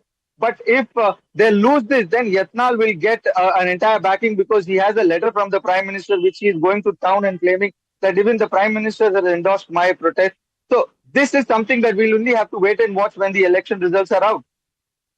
Last question to you before I let go of you. Isn't this very odd at what Congress was trying to do, that it's a united house? Generally, when you have a state government in place, it's supposed to do well in bypolls, but instead here Congress is the only party where its own state government is not doing in a bypoll. The logic we have deployed is, you have a state government, it does well in bypolls. Congress becomes the only party which is not doing well in bypolls. Is it because of the infighting? I heard that there's a cabinet reshuffle which is happening, and there are 4 or 5 bites which our sister channel Karnataka has got of the people who want to become ministers. Is it because of this indiscipline or lack of control of narrative? One thing is, there is a lack of control of narrative. The other is, the Congress believes that even if they lose these seats, it is not going to dent the 136 margin that they have got, because if we see the 2 seats that they won, they've already won this in the previous election also. It is Kumaraswamy seat and it is Basavaraj Bommai seat. So it's not going to change their politics anyhow. It's not going to change their number. It may change their popularity, but in number wise, it's not going to affect them that badly, and they've not concentrated much, because if we see during the when they've given the seat at Shivgai, where Bharat Bommai is standing, there was a huge infighting for that particular seat. There were 2 other big leaders who were fighting for it, and it was given to another third leader who was not even in the name list. Yusuf Pathan was given that seat, and that came as a surprise to not just Pathan, because Azam Peer was another big leader from that area, and he was confident that he would get the seat and he would win it. But there, it is a game that they've played inside itself, because they believe it's not going to bring them that big of a dent. But narratives are also something that the Congress has not been able to control, because these corruption issues which have been highlighted again and again is something that they were not able to tackle at that particular point of time. Vaji, just one question. You're absolutely right. Even if the Congress loses this, these 3 seats, it is not a direct attack on it in terms of numbers. But remember one thing, bypolls are basically a symbolic fight. And it is, in a way, even if the CM doesn't accept, it is a referendum in some way on the Chief Minister. For example, if let's say in UP, if the BJP would have done badly, it would have reflected on Yogi Adityanath. Similarly, I think the fact that the Congress is not doing so well, symbolically at least, it would look as if Siddaramaiah is in more trouble. Isn't that correct? Very true, very true. It is going to reflect on Siddaramaia's capability as a leader, and it is also going to allow the other factions that have been asking for a change in chief ministerial candidate also. Because as you mentioned, bypoll is something that a state that already has a majority usually gets the bypoll numbers also. But if they don't manage to get these 2 seats, then again people will start questioning his leadership again, because he's already mired with all these allegations of scams and everything. And on top of that, the loss of these 2 seats, though it may not hit the numbers, but yes, on the cosmetic level, yes, it will affect Siddaramaya's government also, and it will add on to the pressure of the change of chief ministership. Okay. Thank you so much, Vaji, for being with us on this to have we have a big picture. We'll cut across to our correspondents in Lucknow. We'll cut across to our correspondents everywhere in India. This is the picture that has emerged from Karnataka. And let me go back to Uttar Pradesh for a while. Because in Uttar Pradesh, it has become a matter of prestige for Yogi Adityanath. It has become a matter of survival for Akhilesh, because a lot of people would say that his victory in Lok Sabha was a matter of fluke. Now, some people are saying that it's a close contest, 4-6, 3-5 and 0. It's okay for Akhilesh. But then what will also make a difference, or will be a matter of great observation, what is the margin of victory? So before I take this program any further, there are a couple of more bites which have come on exit polls. Let me play them out for you.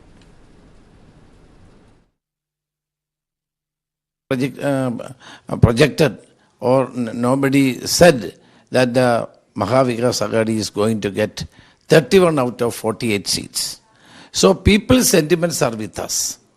And the farmer distress, unemployment, rocketing price rise are the main issues which we focused.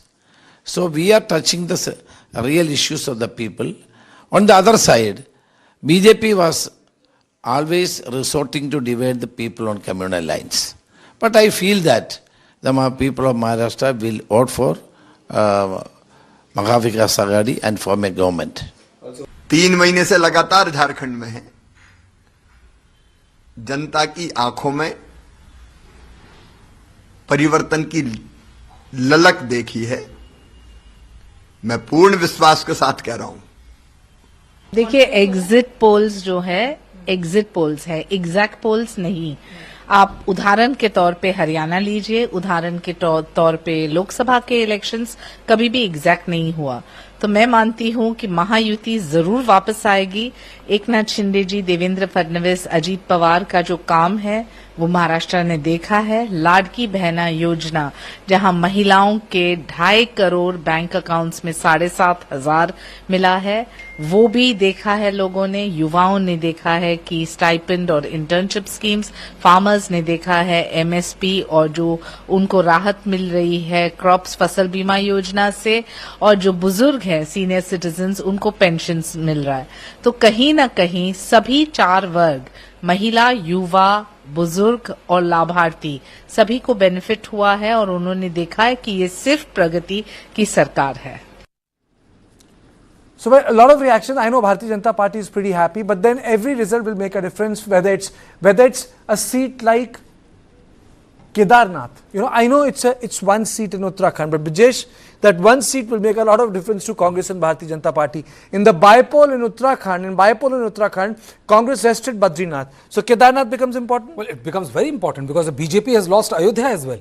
And BJP losing Kedarnath will be a big setback for them, because it robs them of their the holy narrative which they put forth, saying that that we are the party for Hindutva, which is espousing the Hindutva cause, and Congress is something which goes 180 degree opposite it. So with Congress or India alliance resting Ayodhya, they going on to win the other holy seat in Uttarakhand. If they manage to win this, I think it will be a big fillip as far as the Congress's own Hindutva narrative, and saying why every religious Hindu is voting for them and not for the Bharatiya Janata Party. Okay.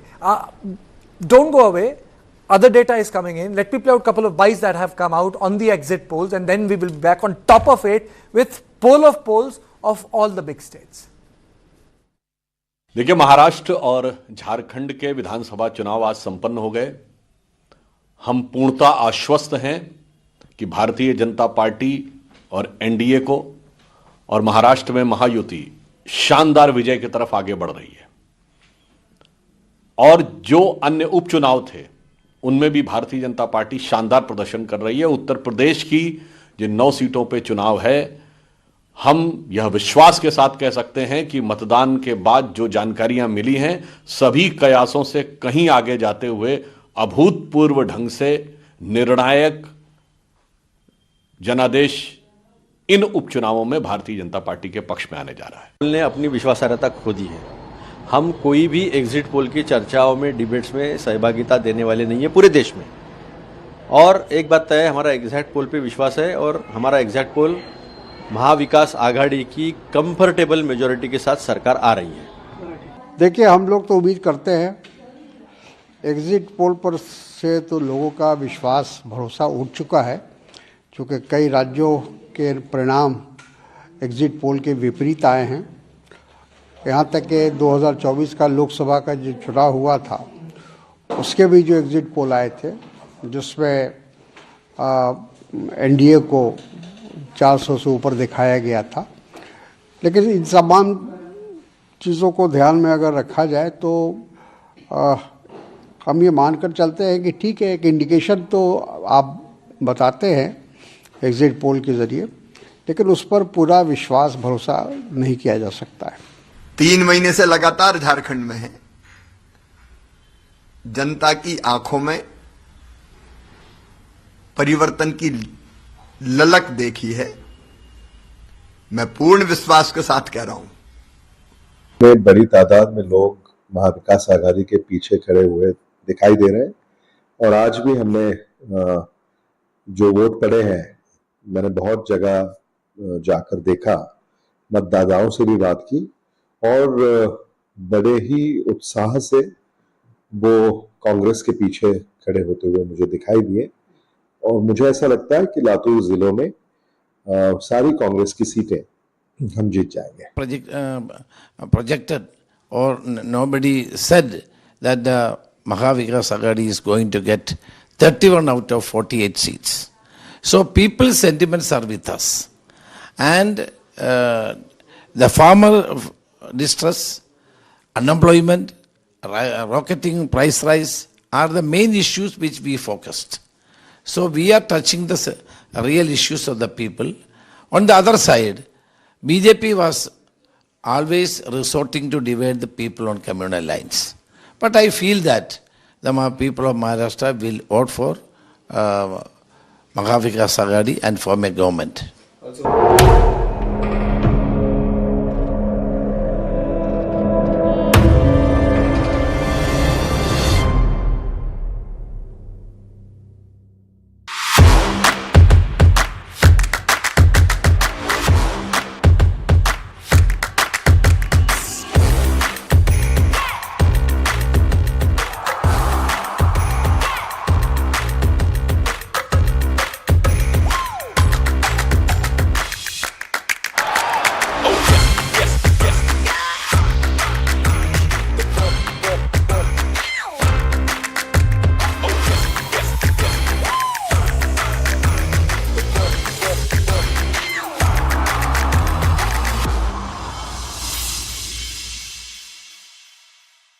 ये किसान की मजबूरी है इसको जलाना बिल्कुल नहीं चाहता। सुप्रीम कोर्ट का आदेश का पालन करें, हम कानून के दायरे में रहकर काम करें, लेकिन हमारे लिए तो नहीं कोई कर रहा। There is no wind in the city to blow it all away. The air cannot rise high enough to disperse. So everything gets trapped. And that's the reason why every winter we see pollution levels spiraling out of control. If I zoom down from, the global findings to the national level findings, what we really see is that air pollution continues to be the greatest external threat to human life expectancy.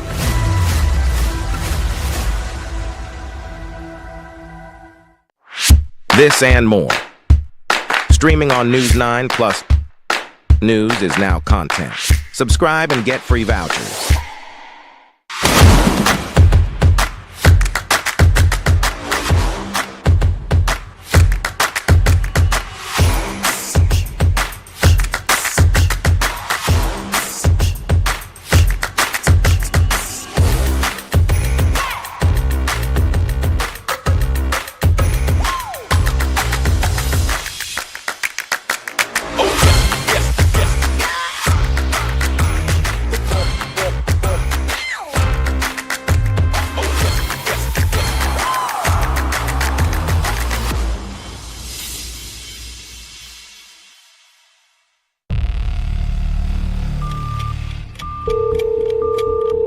Hello.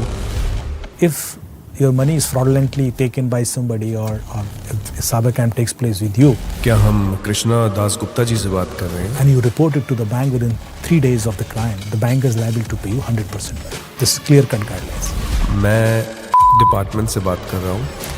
If you report it within 7 days, the bank is liable to pay you 50%. And if you report it in 21 days, I think 25% or something. और हमने ये देखा है कि आपके आधार card से एक SIM registered हुआ है यहाँ. If the person gives information within the span of 3 to 4 hours, 100% recovery can be done. I personally have seen a lot of cases where 100% recovery has been done. आपका SIM use हुआ है, illegal activities हुई हैं उस SIM से. Oh my God. Madam, you are also involved in the Naresh Goyal money laundering case.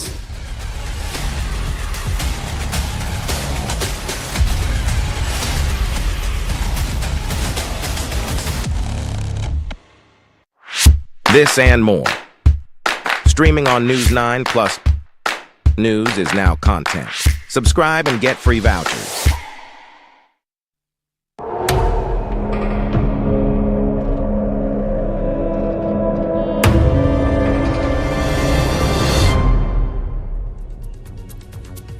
A very warm welcome to all of you and welcome on Poll of Polls. And in this Poll of Polls, we will tell you what is the general trend when it comes to Maharashtra and Jharkhand, and after that we'll proceed to Karnataka, Uttar Pradesh, and we'll give you update from all the states, because this is a tough, close battle between India and NDA.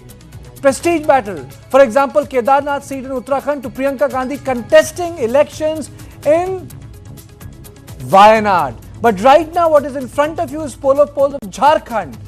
Except access by India, every poll is telling us that NDA is coming to power. If you look at Maharashtra, if you look at Poll of Polls, every poll is saying that NDA will be in power. And Uddhav Balasaheb Thackeray, Sharad Pawar in Congress may not see a chance at Varsha. Now, if we put out the numbers of Uttar Pradesh, Bharatiya Janata Party have the numbers. In Uttar Pradesh, these are 3 polls. NDA is 4 to 6, 7 by Maitris and JVC is 6. Well, it's a case of glass half full or half empty. Some may argue that it's a good show by Samajwadi Party. Some may say, well, the luck has run out. What does it say in terms of margin? We'll come to know on the D-Day. And then Karnataka. Despite Congress government in power in Karnataka, Congress still ends up with 1 seat. And NDA gets 2 seats. This is a very, very problematic issue. Very soon we'll be joined by our correspondent Vipin Chaube. Is Vipin there with us? Vipin, मेरी आवाज आपको आ रही है? जी जी कार्तिक, आपकी विपिन, जरा बताइए, जिस तरीके के जो नतीजे आए हैं 3 एग्जिट पोल्स के उत्तर प्रदेश के, क्या वो जमीनी हकीकत से मैच करते हैं? अगर पिछले 3 एग्जिट पोल्स की अगर बात करेंगे, 2022 और 2024 और ये तीसरा एग्जिट पोल, तो इन दोनों एग्जिट पोल्स में जो इसके चाणक्य होते हैं उनकी भविष्यवाणी गलत साबित हुई थी। लेकिन आज जिस तरह से, क्योंकि मैंने इन तमाम 9 सीटों पर जाकर शोज किया है, जाकर लोगों से बातचीत की है, तो मैं अपने अनुभव के आधार पर कह सकता हूं कि 6 और 3 का आंकड़ा रहने वाला है। यानी एनडीए 6 और यूपीए 3, या पीडीए आप कह सकते हैं उसको 3, क्योंकि यहां पीडीए के नाम पर सिर्फ समाजवादी पार्टी चुनाव लड़ रही है। लेकिन आज जो सिनेरियो दिखा है, जिस तरह का वोट टर्नआउट दिखा है, जिस तरह के वोटिंग परसेंटेज आज देखने को मिले हैं, उसमें अगर बीजेपी 7 सीटों पर भी जीत हासिल कर लेती है तो कुछ अतिशयोक्ति नहीं होगी। लेकिन यह जरूर है कि यह 2027 का सत्ता का सेमीफाइनल था और इसके जरिए तय होगा कि उत्तर प्रदेश में सरकार का भविष्य कैसा है, कितने प्रभावशाली है उत्तर प्रदेश के मुख्यमंत्री योगी आदित्यनाथ। और इसीलिए पहली बार ऐसा मैं देख रहा हूं, मेरा 15 साल का उत्तर प्रदेश का अनुभव है कार्तिकेय, और इन 15 सालों में पहली बार मैंने ऐसे देखा है कि किसी बाईपोल में कोई चीफ चीफ मिनिस्टर, कोई एक्स चीफ मिनिस्टर इतनी ताकत का इस्तेमाल कर रहा हो, एक एक सीट पर 3-3 बार जाना, कैंडिडेट से मिलना, रोड शोज करना, रैलियां करना और इस तरह की बयानबाजी। और इसी बाई इलेक्शन के दौरान जो नारे निकले हैं, बटेंगे तो कटेंगे, जुड़ेंगे तो जीतेंगे, इन नारों का भी बहुत ज्यादा प्रभाव देखने को मिला है। तो देखना होगा कि इन बाईपोल्स पे रिजल्ट क्या आता है, लेकिन ये जरूर है कि बहुत दिलचस्प नतीजे होंगे। और आज जिस तरह का टर्नआउट देखने को मिला है, जिस तरह के आरोप और प्रत्यारोप है, 23 तारीख को दिलचस्प हो जाएगा मुकाबला। लेकिन ये जरूर है कि 6 वर्सेस 3 या फिर 7 और 2 जैसे आंकड़े आते हुए नजर आ रहे हैं। ये जो 9 असेंबली सीट्स हैं, पहले जो करीब करीब जब अनाउंस हुआ था पोल्स, उसमें गाजियाबाद और मेरापुर वो माना जाता था कि भाजपा पक्का जीतेगा। और समाजवादी पार्टी को शुरू में लोग एडवांटेज दे रहे थे, करहल, सिसमो, कठेरी, फुलपुर, मिल्कीपुर, मझुआ। अब ये लगता है कि पूरा चित्र बदल गया है। तो आप हमें बता सकते हैं कि कौन कौन सा सीट लग रहा है कि भाजपा जीत रहा है इसमें से 9? देखिए, 9 में आपने एक मिल्कीपुर का नाम लिया है। मिल्कीपुर में चुनाव नहीं हो रहे हैं। मिल्कीपुर में क्योंकि मामला कोर्ट में लंबित है, मिल्कीपुर के डेट अनाउंस नहीं हुए हैं। 9 में से मिल्कीपुर नहीं है। इसके बाद अगर आप बात करते हैं, जब मैं इन 9 सीटों पर गया हूं और जब ये इलेक्शन अनाउंस हुआ था, तो कुल देखिए 9 में से अगर ऐसे करेंगे तो एक सीट आरएलडी के पास थी और एक, यानी आरएलडी तब जब ये चुनाव हुए थे तो समाजवादी पार्टी के गठबंधन में रहते हुए इस चुनाव को जीत हासिल की थी। और मझवा की सीट जो निषाद पार्टी है, वो एनडीए का घटक दल है, उसके कोटे में था। उसके विधायक को बीजेपी ने सांसद बनाया, वो सीट खाली हुई, लेकिन इस बार कोटे में निषाद पार्टी को वो सीट नहीं मिली। अब आते हैं इन 9 सीटों में। देखिए, 3 सीटों पर समाजवादी पार्टी का दावा बहुत ज्यादा मजबूत था। वो कौन कौन सी सीटें हैं? सबसे पहली सीट करहल, जो पिछले 20 सालों में कभी समाजवादी पार्टी हारी नहीं है। और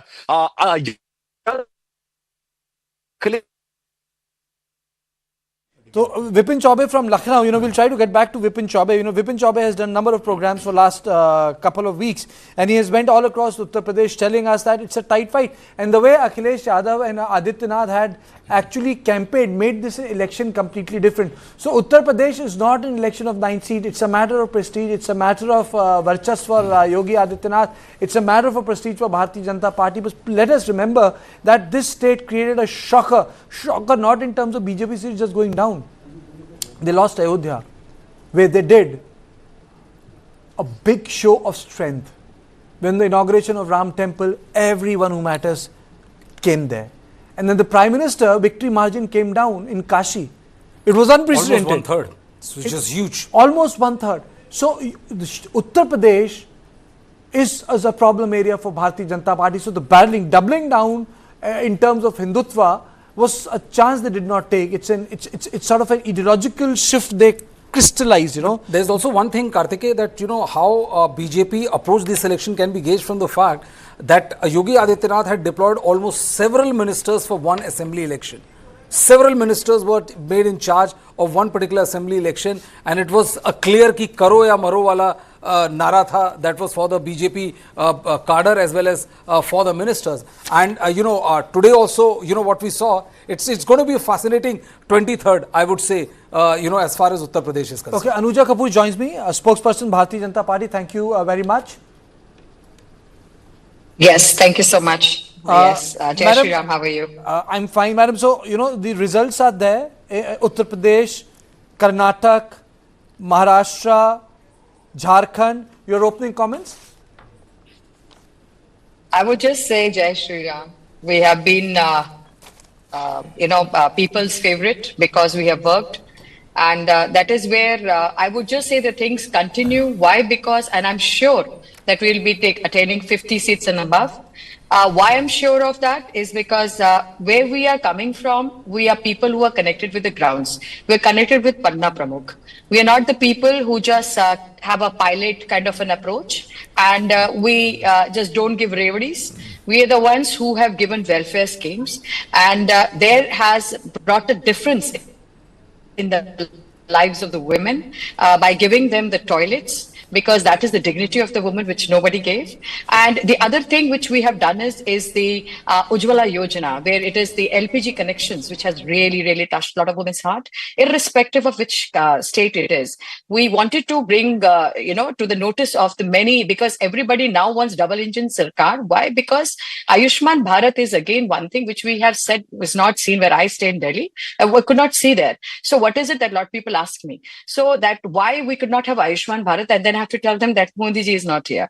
So what we are looking into is that when we talk about Ladki Bahin in Maharashtra, and when we see that in Jharkhand, when we see that there is the Adivasis, their lands, and in Maharashtra also the OBCs and Adivasis lands and tribals has been taken away by the Waqf board. We have seen in Karnataka and Telangana. That is very heart-wrenching, because where Modi ji is giving Sabka Hak and is giving Jahan Jhopdi Wahan Makan, it's very heartening. We have also connected directly with the farmers with the DBT, and we are giving 6,000 directly into their in their accounts.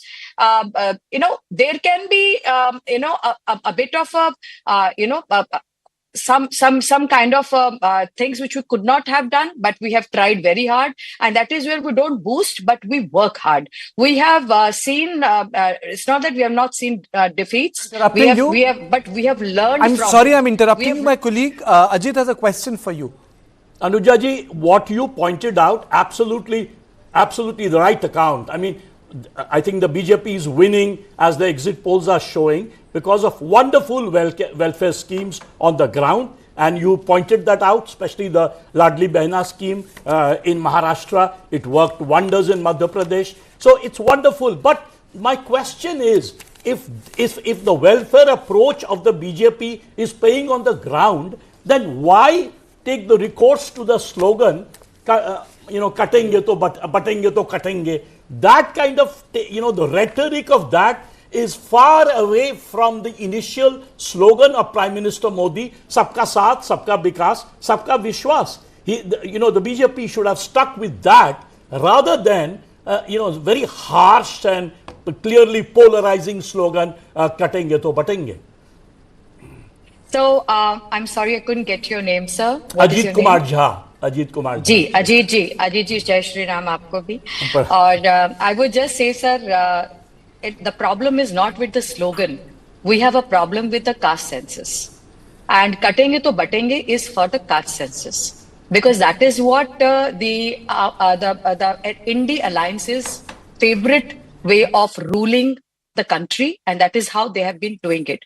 We have made it Bharat. They have made it India. And where we belong is, we are the people who join the states with the center. Northeast was being joined with the center. Kashmir is being joined with the center. And that is how we want double engine Sarkar should be there, so that we can reach to the larger people.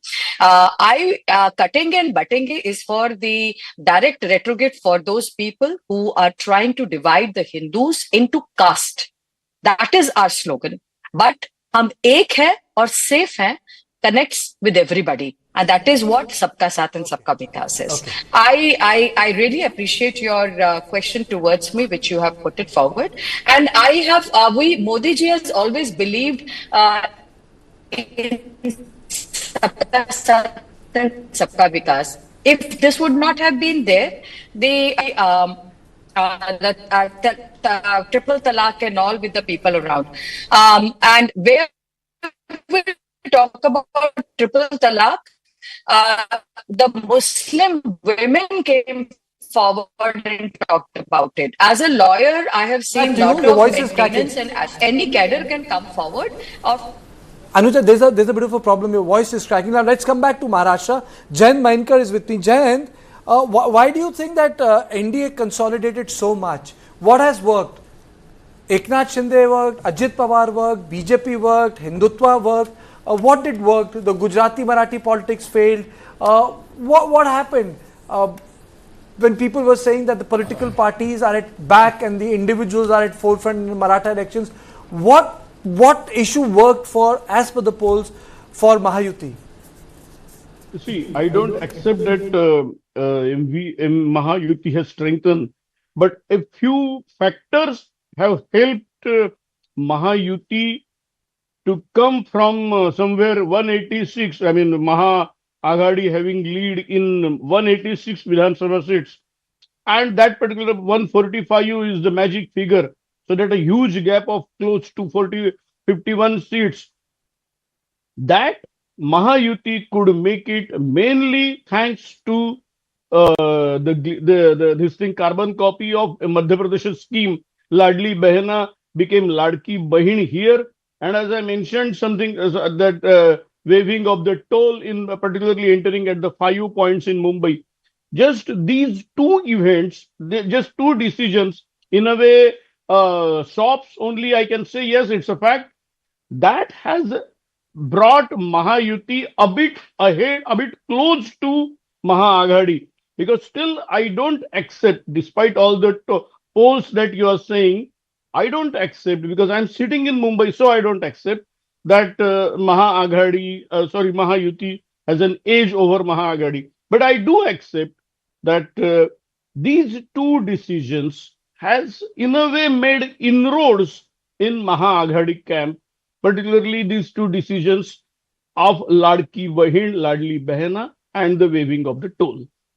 Fair enough. Let me play out the bite of Devendra Fadnavis and Milind Devra on the exit polls that have come out, and then we'll be back. I'm also joined by Rene Abraham again. है कि जब जब voting percentage बढ़ता है तो BJP को ही उसका फायदा होता है। तो मैं ऐसा मानता हूं कि निश्चित रूप से ये जो बढ़ा हुआ वोटिंग परसेंटेज है ये बीजेपी और हमारे अलायंस के लिए, महायुति के लिए ये फायदा हमको देगा और इसका फायदा हमको होगा। मुझे यकीन है कि इस इलेक्शन में महायुति सरकार को और एक बार सत्ता में आएगी, एक हैट्रिक मिलने जा रही है।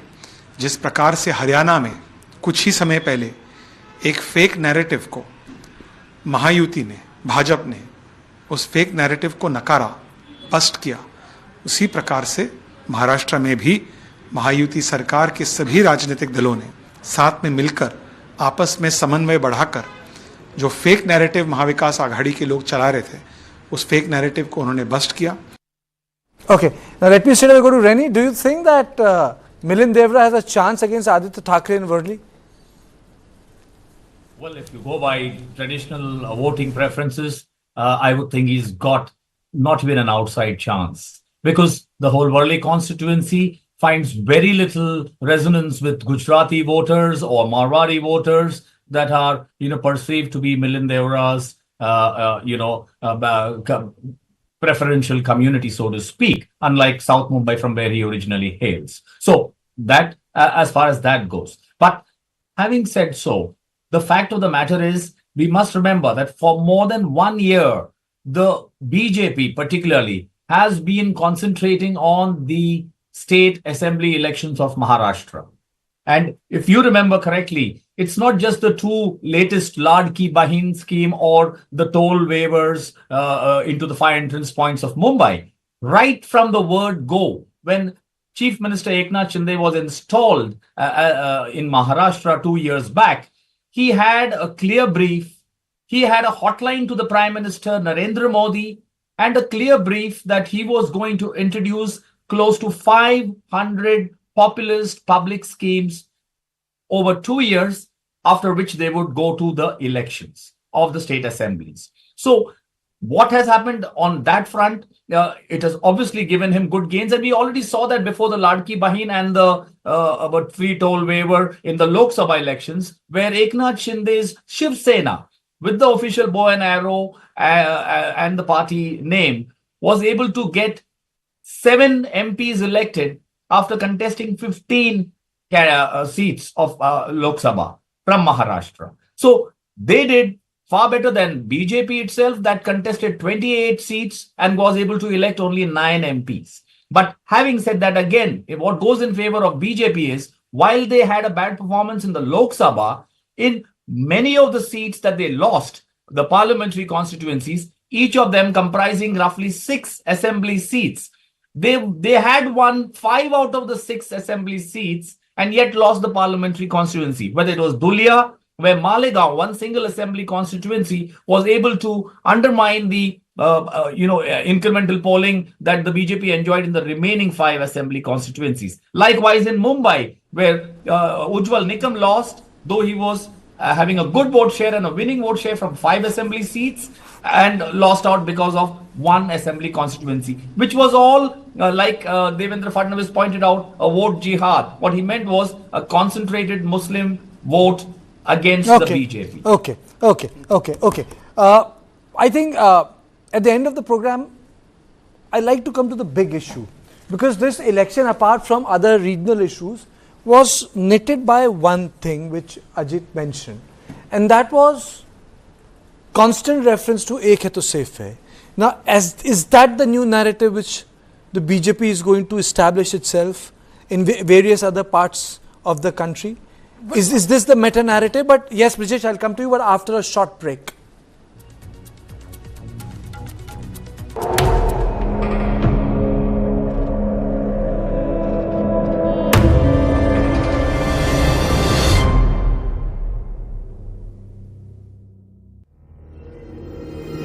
Catch the next Indian icons.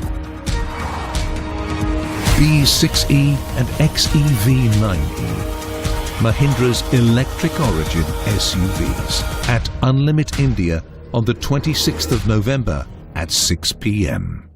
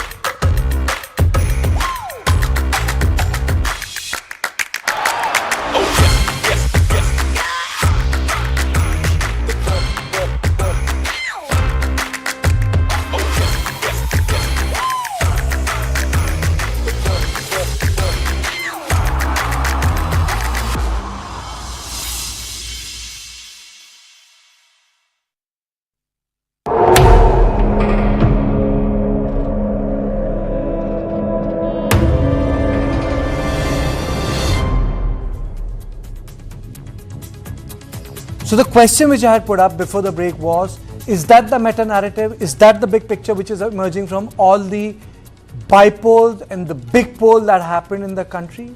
Is that the new narrative in the third phase of Bharatiya Janata Party's government in centre? Brijesh. Well, I would say, ek hai to safe hai is not the meta narrative. I think batenge to katenge is the meta narrative which, the BJP is pushing. And, contrary to what BJP says, the fact is it is very clear, what batenge to katenge means and, what it entails and the exact kind of messages it sends to its community. Ek hai to safe hai, which is said by Prime Minister and is like kind of exclusively being used by Prime Minister Narendra Modi. I think it is more of a softer version of batenge to katenge. It is like, par for the course kind of a scene, where you see the audience and you use the Brahmastra. That is how it has. And I think it has gained a lot of traction, batenge to katenge, in the state of Haryana, where it was used, and many felt that that one of the key fillip it gave to BJP's political fortune was the usage of this particular narrative. Brijesh, you had a question for Anuja Kapoor. She had joined us. Yeah, BJP Anuja, can you hear me? Yes, I can. Yes. Because it's not about like the election concerned directly, but since you were talking about Northeast, and we as a channel, we cover Northeast very extensively. I just wanted to know one thing. when Prime Minister came back, and I cover BJP.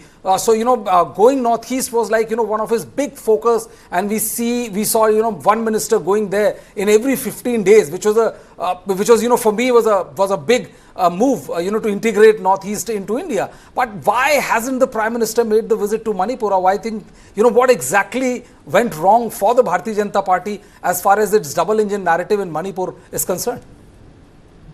I would just say that in Manipur, the things have been escalated by the opposition.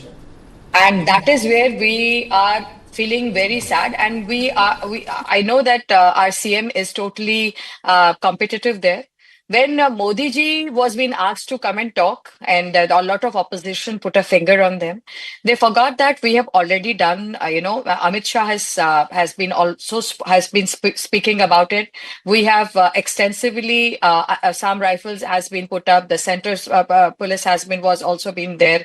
We are again looking into it. We know who are the people who are the culprits behind this, and we have also seen who are the ones who are fueling the the kerosene oil. So it is not about that Modi ji is there or not. He is there. He has always been there, and he was the one who was standing with them. I would just say that, on the ground where the things have been happening, the infiltration was being done at the time of the Congress.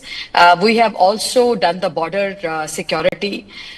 People should look into the I work think, a lot we of have people been would doing disagree. that. I don't want to wade into the Manipur thing, because Mr. Biren Singh himself was the Deputy Chief Minister under Bobi Singh for a pretty long time. And Look East and Act East was a policy which was formulated by Narasimha Rao and Prime Minister Modi, in which the free movement regime was taken up. Subsequently, that was dismantled. It's a very complex subject, Anuja.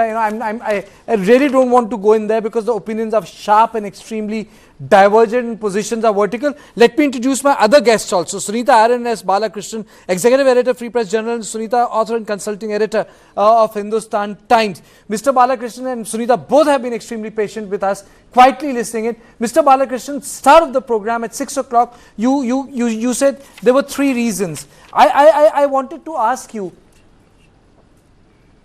in this Ek Hai To Safe Hai, Ajit Pawar, Pankaja Munde, Ashok Chavan said, it's not going to work in Maharashtra, but I think it worked in Maharashtra. Why did they say that? And then why did it work?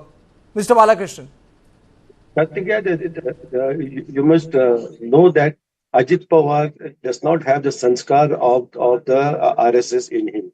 He is an opportunist who has betrayed his uncle. He has betrayed so many other people just to grab power. He has come. And for him, he has got a constituency where he wants Muslim votes in Baramati and then so many other places. For example, he gave a ticket to Nawab Malik from Mankut Shivaji Nagar, despite the serious allegations against Nawab Malik. So he also given a ticket to this other people who are extremely controversial. So he has got his compulsion. This is just for the sake of record. He has said that. As far as Pankaja Munde is concerned, she has been a dissident, long-term dissident of the Bharatiya Janata Party. The party has been trying to calm her, win her over, kind of thing. And it has given her the ticket, even though there was wide speculation that she will not even be fielded, kind of thing, because of the negative politics that she is practicing, unlike her late father, the Gopinath Munde. Okay, so these are aberrations in the Mahayuti, and we should look at them as such.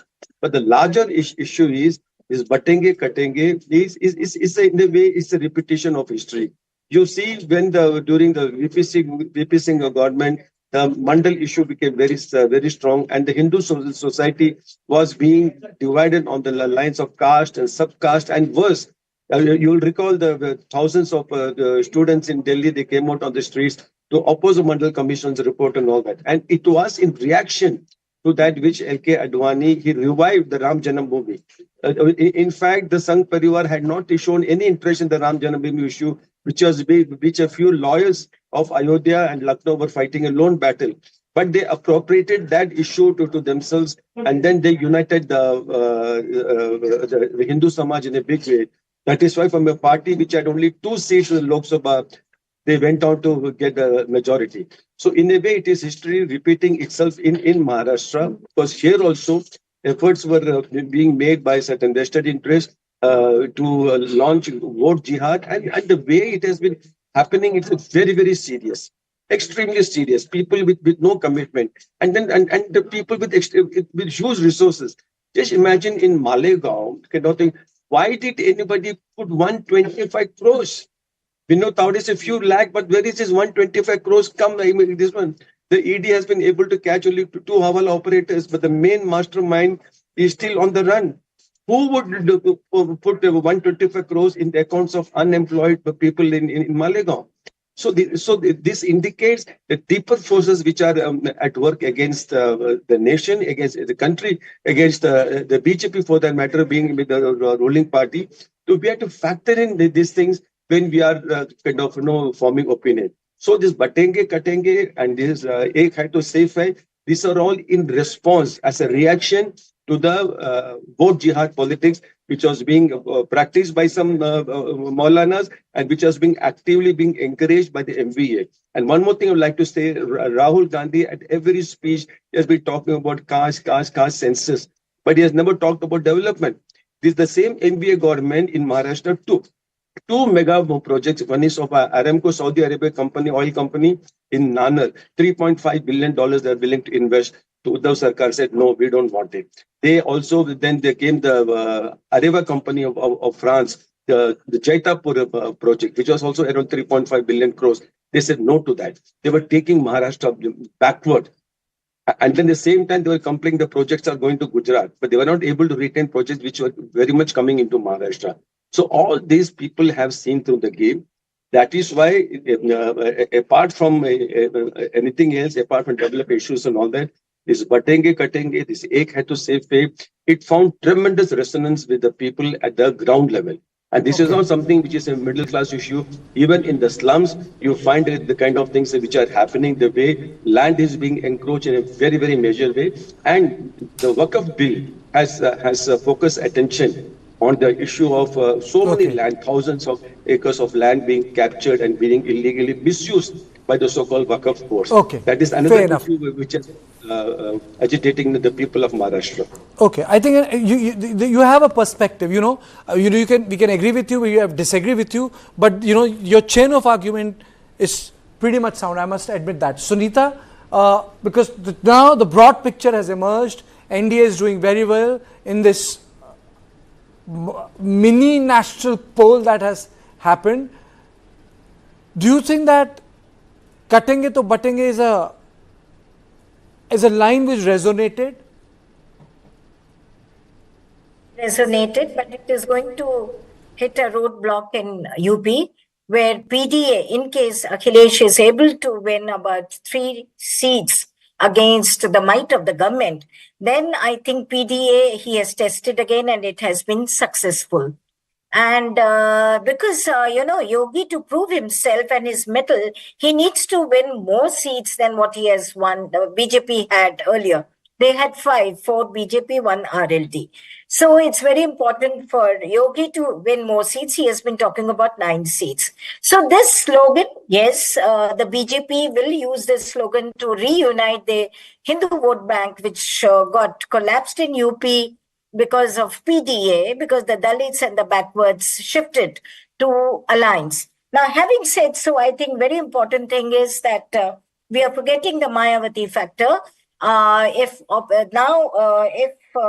you see Mayawati contested elections in Jharkhand, Maharashtra, and in UP also, and she doesn't seem to be figuring anywhere, that leaves the entire opposition space in UP to Akhilesh, because Congress has already withdrawn from there, and he emerges as the hero. So it will be Yogi versus Akhilesh, and Judenge, Ladenge, and all these slogans will continue. But having said so, I just wanted to point out, 84 Mandir was launched by the VHP, if I remember the years correctly. 86 BJP joined, 88 Mandal came because VP Singh was there. So both the things have been going together, the backward politics as well as the Hindutva politics. Some move further. It's very interesting to see how the trajectory, they moved in a particular trajectory. But batenge, katenge, this will remain. Maybe next election they'll have another slogan. You never continue with the same slogan in elections, you always come up with something new, and Yogi is very good with it. So he'll have something new, and Akhilesh will stick to his PDA because it is delivering results to him and he's able to do better if exit polls are what they are. Okay, let me play out a bite. Reactions have started to come in and then we'll come back to the discussion. देखिए, हमें मालूम था कि जिस तरह देश का चुनाव जीता, हरियाणा का चुनाव जीता, महाराष्ट्र की जनता अपार बहुमत से महायुति की सरकार बना रही है और झारखंड में बदलाव हो रहा है। झारखंड में भारतीय जनता पार्टी के गठबंधन की NDA की सरकार बनने जा रही है। तो ये स्पष्ट हो गया कि लोकसभा के चुनाव में महाराष्ट्र में, झारखंड में सब जगह जाकर संविधान की दुहाई दे रहे थे राहुल गांधी, भ्रम पैदा कर रहे थे। सब भ्रम दूर हो गया। आएगी NDA, जीतेगी NDA, सरकार बनाएगी NDA। महाराष्ट्र में महायुति की सरकार बनेगी और झारखंड में NDA की बीजेपी के नेतृत्व में सरकार बनेगी। It's a very pleasant news for me as well. We are expecting this result because our Honorable CM Eknath Shinde and Deputy CM Devendra Fadnavis along with Ajit Dada have taken a lot of efforts to see that we could win, and especially the kind of welfare measures that we have approved, our cabinet and our Honorable CM, that has made a great impact. And then we reached the common people by connecting them, going to various places, and it was a tremendous job, especially by the Honorable CM and Deputy CM, Mr. Fadnavis. देखिए, हम लोग तो उम्मीद करते हैं, exit poll पर से तो लोगों का विश्वास, भरोसा उठ चुका है, क्योंकि कई राज्यों के परिणाम एग्जिट पोल के विपरीत आए हैं। यहाँ तक कि 2024 का लोकसभा का जो चुनाव हुआ था, उसके भी जो एग्जिट पोल आए थे, जिसमें NDA को 400 से ऊपर दिखाया गया था। लेकिन इन तमाम चीज़ों को ध्यान में अगर रखा जाए तो हम ये मानकर चलते हैं कि ठीक है, एक इंडिकेशन तो आप बताते हैं एग्जिट पोल के ज़रिए, लेकिन उस पर पूरा विश्वास, भरोसा नहीं किया जा सकता है। Okay. Now let me go across to Jayant. You know, if these exit polls are right, ये जीत किसकी मानी जाएगी? देवेंद्र फडणवीस और Eknath Shinde? No, the person who got Eknath Shinde, the person who in a way asked Devendra to be his deputy, obviously the High Command, the Narendra Modi factor. So Devendra was not ready to become the deputy chief minister, but it was the insistence of Narendra Modi and Shah, obviously, that he should join the cabinet. So Eknath Shinde was brought as a chief minister. Was a surprise for entire Maharashtra. So that decision, whosoever had taken, that is something very important. And obviously, Eknath Shinde, Devendra Fadnavis was forced to join. And then the real blow was taking Ajit Pawar in BJP. I mean, a person about whose 70,000 crore scam. Narendra Modi spoke wholeheartedly, criticizing NCP as the most corrupt party and all that 4 days before. And after 4 days, he joins with 40 legislatures, and he is already Mr. Clean now under the washing machine. And there are people, they will say, yes, he was right. So these two things brought BJP ahead. And because BJP has realized they cannot alone reach the magic figure of 145. So they need someone. And for that, they chose Eknath Shinde, the vulnerable, and another vulnerable was Ajit Pawar. Okay. Okay. Anuja Kapoor, please don't go away. Reni, you stay with me. With me in studio, Ajit, Mr. Brijesh Pandey, Balakrishnan, Sunita Iran joins me from Lucknow, Mr. Balakrishnan from Mumbai. It's time for a short break. We'll come back and then move to another topic. Is there any space for a strong regional politics driven by NDA? After a break.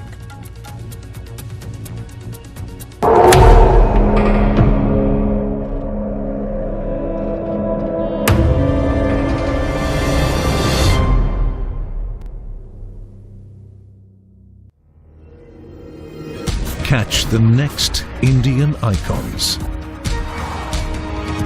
B6E and XEV9E, Mahindra's electric origin SUVs at Unlimit India on the 26th of November at 6 p.m.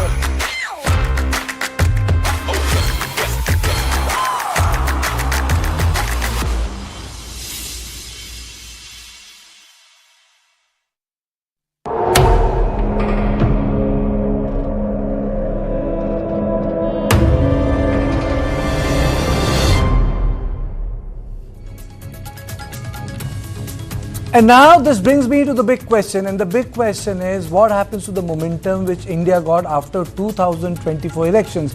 It was a sort of a shock momentum. It was neither a shock defeat for Bharatiya Janata Party, neither it was a shock victory for India, but it was a shock momentum for Congress, and it was a sort of a shock roadblock for BJP. Ajit, to you, what happens to the momentum which Rahul and his team had?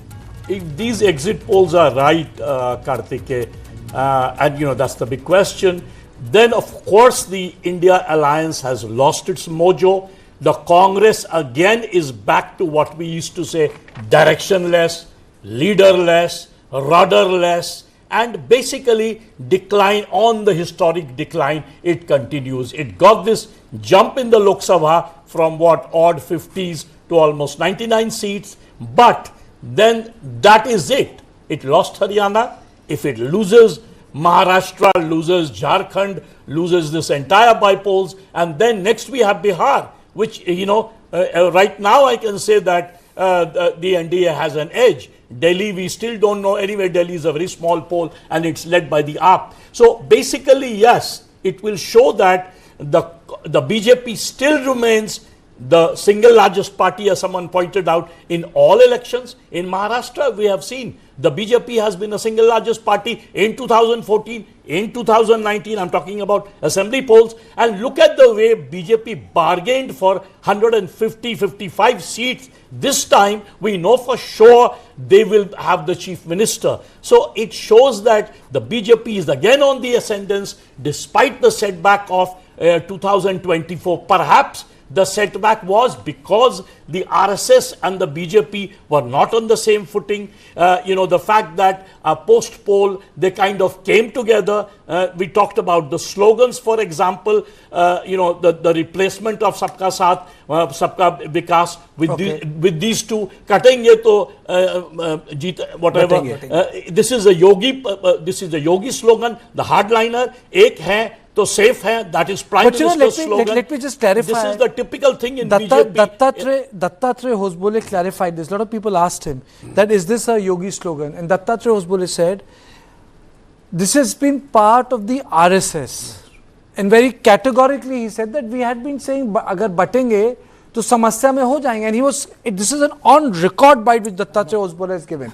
So it's not as if, Yogi Adityanath had taken a different line. He had reiterated something which is very intrinsic, which obviously people didn't understand, but because Yogi Adityanath said it, so it reverberated in a different dimension. It created a different political reverberation. Rene, do you think that Congress has space in this fractured political space in Maharashtra now? Well, if the exit polls that have been displayed are borne out by results that are announced on 23rd, then the Congress will really have to do a rethink. But more than that, it would actually be a reiteration of Deputy Chief Minister Devendra Fadnavis.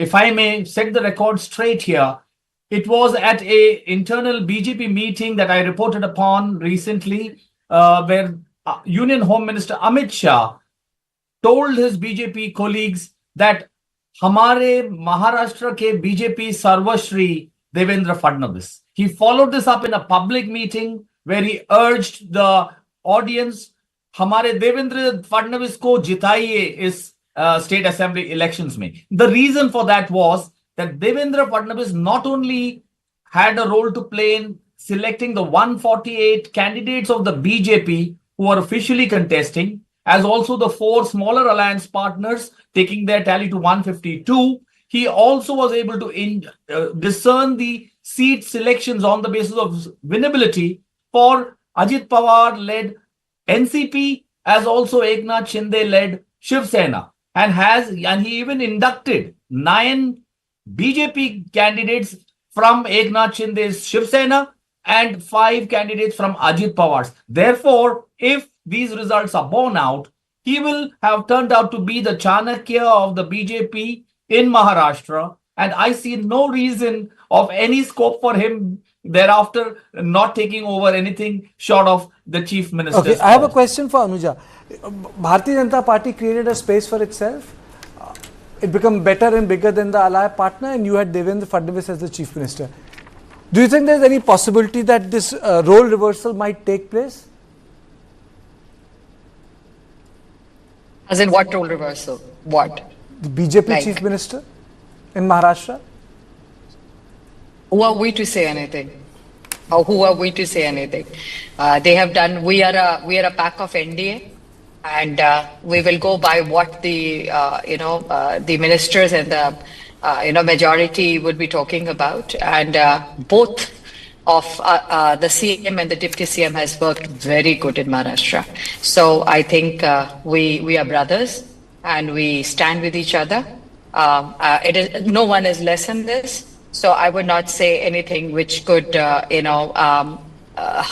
the, sentiment anywhere to the Maharashtra people. Why? Because they have seen where Eknath Shinde ji has come forward and worked tirelessly for Maharashtra, and we have seen David Fernandez backing him up and standing with him as a team. So I do not see that. Anuja ji, just one question. This is Ajit Kumar Jha again. It's fair in politics when you say, well, we gave you almost 2.5 years. Shinde ji was the Mukhyamantri. Now that the Mahayuti is coming back, it's only fair that the BJP, the single largest party, should get its chief minister. Would you agree with that? I think if we would have really wanted it, we would have done it in the very first go. I have always said, I don't know how many times you would have heard this. For us, Bharat is first, second is the party, and the third is the individual. And David Fernandez is the individual.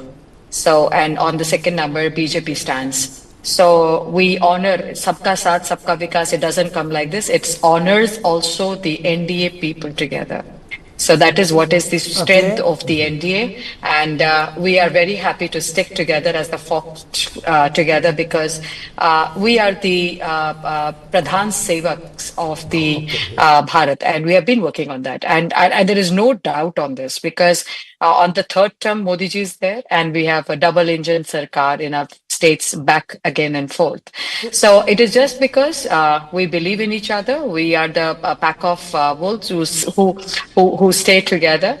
And we do not talk about cutting it and butting it with the other people, because they are the ones who have already cutified and buttified. If you see how UBT has cutified themselves. Anuja, I'm really falling short of time. You just bear with me. Chhagan Bhujbal's bite has come. Let me play out that reaction. Reactions have started to pour in. मैंने जो है ये चुनाव के पहले कहा था कि ये पार्लियामेंट इलेक्शन के बाद में जो है महाराष्ट्र के जनता में बहुत बड़ा बदलाव आया है। तब पैच का प्रॉब्लम जो है उसको उजागर कर दिया था, और उससे जो किसानों को बहुत सारा नुकसान होता था।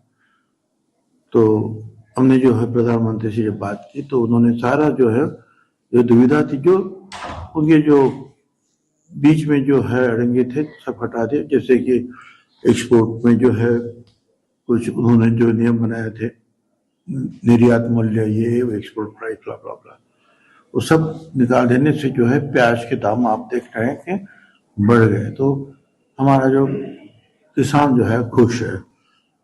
किसानों को जो है 1 रुपया लेकर 1 लाख से लेकर 10 लाख रुपया तक जो है बीमा मिल गया, इंश्योरेंस मिल रहा, खुश है। Okay, a very important development has taken place. Let me take you through, because this important development is about the larger developments that took place in last 48 hours. In the Bitcoin row, Central Bureau of Investigation has registered the case, and the case has been registered against Amit and Ajay Bharadwaj. Case involves summons to Gaurav Mehta. So this is a big development that has taken place in Maharashtra politics. I don't think the story is going to end here. It's going to convert in a lot of political problems. But do you notice one thing, Ajit? after the election until now, the ED and CBI were on a very slow burner. Not much of a political hunt was taking place. Would you see with this victory, the older pattern can emerge? Yeah, in fact, the pressure might be now, we don't know what is going to unfold, but the pressure might be politically on Sharad Pawar to actually move on the other side, because if this is... Do they need Sharad Pawar? Well, I mean, they need this. Let me go across to Kabir. Kabir, break the news for us. Well, right, absolutely, Kartikeya. In the Bitcoin case, this row, people are, little iffy in calling it a scam just as of yet. The CBI has now registered the case. We earlier saw Supriya Sule, who had come out and said, I will cooperate in all kind of investigations, and to every question that's going to be asked to me, I'm going to say, no, that's a lie, that's a lie, that's a lie. That's what I'm going to do, because it is actually a false case. But just to tell you the facts at this point in time, the CBI has taken action. It has registered the case. The case has been registered against Amit and Ajay Bhardwaj, the two people whose voices were said to be heard in that purported audio clip as well. The case has been registered against both these brothers, so they're related as well. And Gaurav Mehta, another name in this particular fiasco, CBI has also issued a summons to them as well. Bitcoin, the price is going up, but so is the cacophony around this particular case as well, Kartikeya. That's the latest. CBI registering a case against the two brothers, Amit and Ajay Bhardwaj, and of course Gaurav Mehta, the third person. Issues have been sent to them. The summons has been sent to Gaurav Mehta. Mr. That's the latest. Okay, thank you, Kabir. Mr. Balakrishnan, unexpected lines, the movement? Exactly. This is what I said earlier, that the Bitcoins has got deep political implications. And the real target could be Sharad Pawar. And to ensure that Sharad Pawar falls in line after November 23rd and ensure that BJP does form the government in Maharashtra. So there is a strong political undercurrent to what the AD is doing and what the CBI, you announced that it has filed, registered a case, and Gaurav Mehta will be a key person and he is the man who knows too much. If he spills the beans, then the careers of so many people will be in jeopardy. But I don't think the BJP will take it to a logical conclusion. It will just use this to ensure that it forms the government in Maharashtra on November 23rd. Quick response from you. What happens to Ajit Pawar in this whole thing? What happens to Ajit Pawar? What's his future? Ajit Pawar has become a political pariah. If you see that in the month of June, I had reported a story in the Free Press Journal about how the entire Sangh Parivar is highly critical of the decision of the BJP to join hands with Ajit Pawar to form the government. Because Devendra Fadnavis had broken the Shiv Sena, he had got Eknath Shinde and as many as 36 MLAs on his side, which was sufficient to form the government. So there was no need to go an extra mile and then rope in Ajit Pawar, who has got a huge 70,000 crore irrigation scam on his allegations. And the credibility of the BJP itself was came down by several notches. Why did Bitcoin scam? Why did it break so close to the election? Why not earlier? Closest to the election. You're right. Ravindra Patil, the former IPS officer, who himself was arrested and then he spent several months in jail in the same Bitcoin case. He was heading the cyber cell kind of thing. Whatever information he has given now, it became politically useful for the BJP to use it now. Like what I said, it is weaponizing this information given by Ravindra Patil and ensuring that they are able to form the government, next government. You are saying that it was a Brahmas to counter the Thackeray episode. That's right. No. Thackeray episode is a non-episode, if you ask me. Where is Thackeray with a few lakhs of rupees, and where is the Bitcoin? 250 crores. And then you have the Malegaon scandal of 125 crores. Thackeray is a non-issue, if you ask me very honestly. Because even in the municipal corporation election, 15-20 lakhs are being spent, and Thackeray did not find the money with Thackeray. Let us get the facts right. Instead of just kind of saying the Thackeray, it doesn't mean nothing. He happened to be in the hotel, and it was, see, the very fact that Hitendra Thakur, who made the allegation, he shared the dice with Vinod Thackeray within 2 hours and addressed a joint press conference. So there itself, the matter has been Are you saying that the Pawars in big trouble because of the Bitcoin issue? Definitely, most definitely. They are the target, and the BJP is kind of playing these cards very, very shrewdly, because the loss of Maharashtra will be a huge setback for the BJP, not only the state but all over India. So it is doing everything possible under the sun to ensure that they are able to retain power in this very, very crucial state. Ajit, I'll take a closing comment from you. I've run completely short of time. What will victory of BJP in Maharashtra and Jharkhand mean nationally? Basically, it means that the BJP is back to its 2019-2014 kind of, sort of narrative and the victories that it was having. The fact that 2024 seems to be a kind of a setback will be, an odd ball. It wouldn't be the new trend. The new trend will be this sort of the bypolls right now, Maharashtra, Haryana, Jharkhand. It will seem that the BJP is still a party which is going to be the hegemonic party of India, the dominant party for a very long time. Its only big opposition, the Congress, is on a historic decline. The fact that it did well in Lok Sabha was again an oddball thing, and that the Congress is back to its decline. And it basically makes Pradhan Mantri Narendra Modi a person, the most charismatic person, whether it's the Lok Sabha, whether it's the Vidhan Sabha. And the last point, the fact that BJP has always played on this, a harsh voice and a soft voice. So Modi with his ek hai to, it becomes like the soft voice of the party. Bottom line is, it will be a setback for India.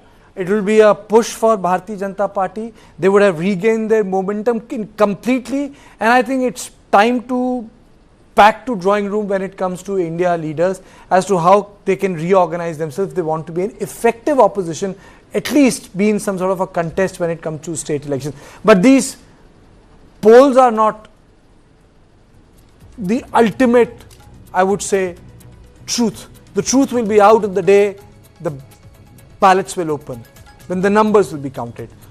So this was a special presentation of poll on polls, a mini poll that will have a definitive effect on the way BJP will run the government or the way India will behave as an opposition. Thank you all of you who had joined my show, all my guests. Thank you.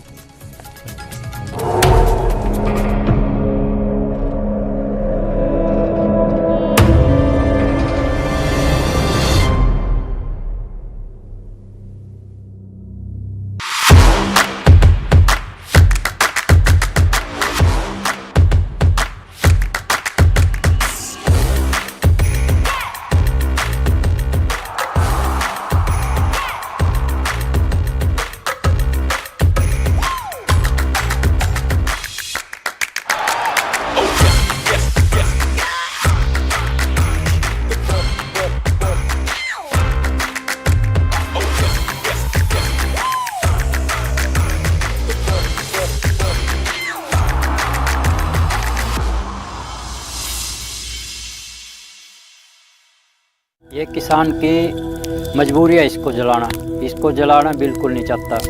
Supreme court का आदेश का पालन करें, हम कानून के दायरे में रहेगा काम करें, लेकिन हमारे लिए तो नहीं कोई कर रहा। There is no wind in the city to blow it all away.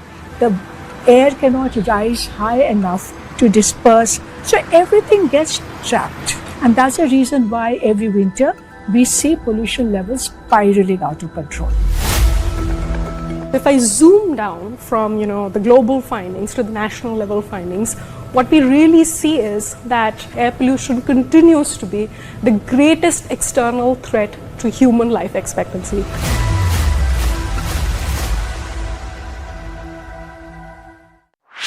This and more.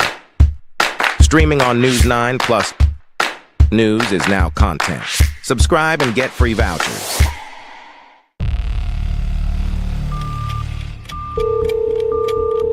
Hello. If your money is fraudulently taken by somebody or if a cyber scam takes place with you, क्या हम कृष्णा दास गुप्ता जी से बात कर रहे हैं? And you report it to the bank within 3 days of the crime, the bank is liable to pay you 100%. This is clear-cut guidelines. मैं department से बात कर रहा हूँ. If you report it within 7 days, the bank is liable to pay you 50%. And if you report it 21 days, I think 25% or something. और हमने ये देखा है कि आपके आधार कार्ड से एक सिम रजिस्टर्ड हुआ है यहाँ. If the person gives information within the span of 3 to 4 hours, 100% recovery can be done. I personally have seen a lot of cases where 100% recovery has been done. आपका SIM use हुआ है, illegal activities हुई हैं उस SIM से. Oh my God. Madam, you are also involved in the Naresh Goyal money laundering case.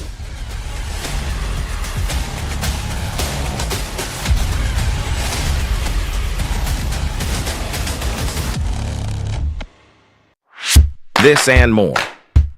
Streaming on News9 plus news is now content. Subscribe and get free vouchers.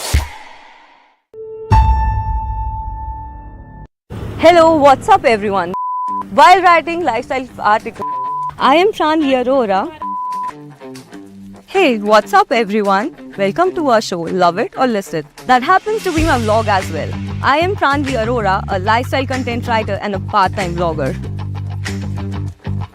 While writing for lifestyle articles, my interest on the topic took me to vlogging for the same. So, we are gonna go and explore really fun lifestyle upgrades for you guys. Let's go guys. Mix kar diya.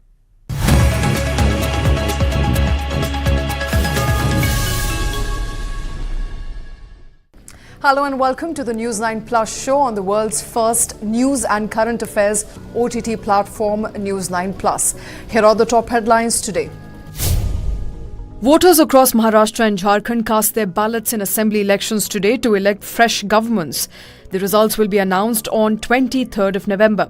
In Maharashtra, the Mahayuti comprising the BJP, the Shiv Sena led by Chief Minister Eknath Shinde and the NCP led by Ajit Pawar is banking on populist schemes to appeal to voters. Prime Minister Narendra Modi arrived in Guyana on the last leg of his three-nation visit after attending the G20 summit in Brazil. It is the first visit of an Indian Prime Minister to Guyana in more than 50 years. Modi is also scheduled to interact with leaders from the Caribbean partner countries for the second India-CARICOM summit. Half of the total staff of Delhi government offices will work from home in the wake of rising pollution levels, Environment Minister Gopal Rai said on Wednesday. According to the Central Pollution Control Board, the national capital recorded an overall air quality index of 424, placing it in the severe category. Curfew was relaxed in some districts of Manipur following a marginal improvement in the law and order situation. The restrictions were put in place on 16th of November in the aftermath of a mob violence in which homes and properties of over a dozen legislators were attacked. The Madras High Court has ordered a CBI probe into the Kallakurichi Hooch tragedy that has claimed 68 lives in Tamil Nadu. The court directed the Crime Branch Criminal Investigation Department to hand over the case to the central agency. Huge cost is being levied upon India for the voluntary climate action it is taking. Minister of State Kirthivardan Singh said as a part of India's official statement at the Conference of Parties or COP29.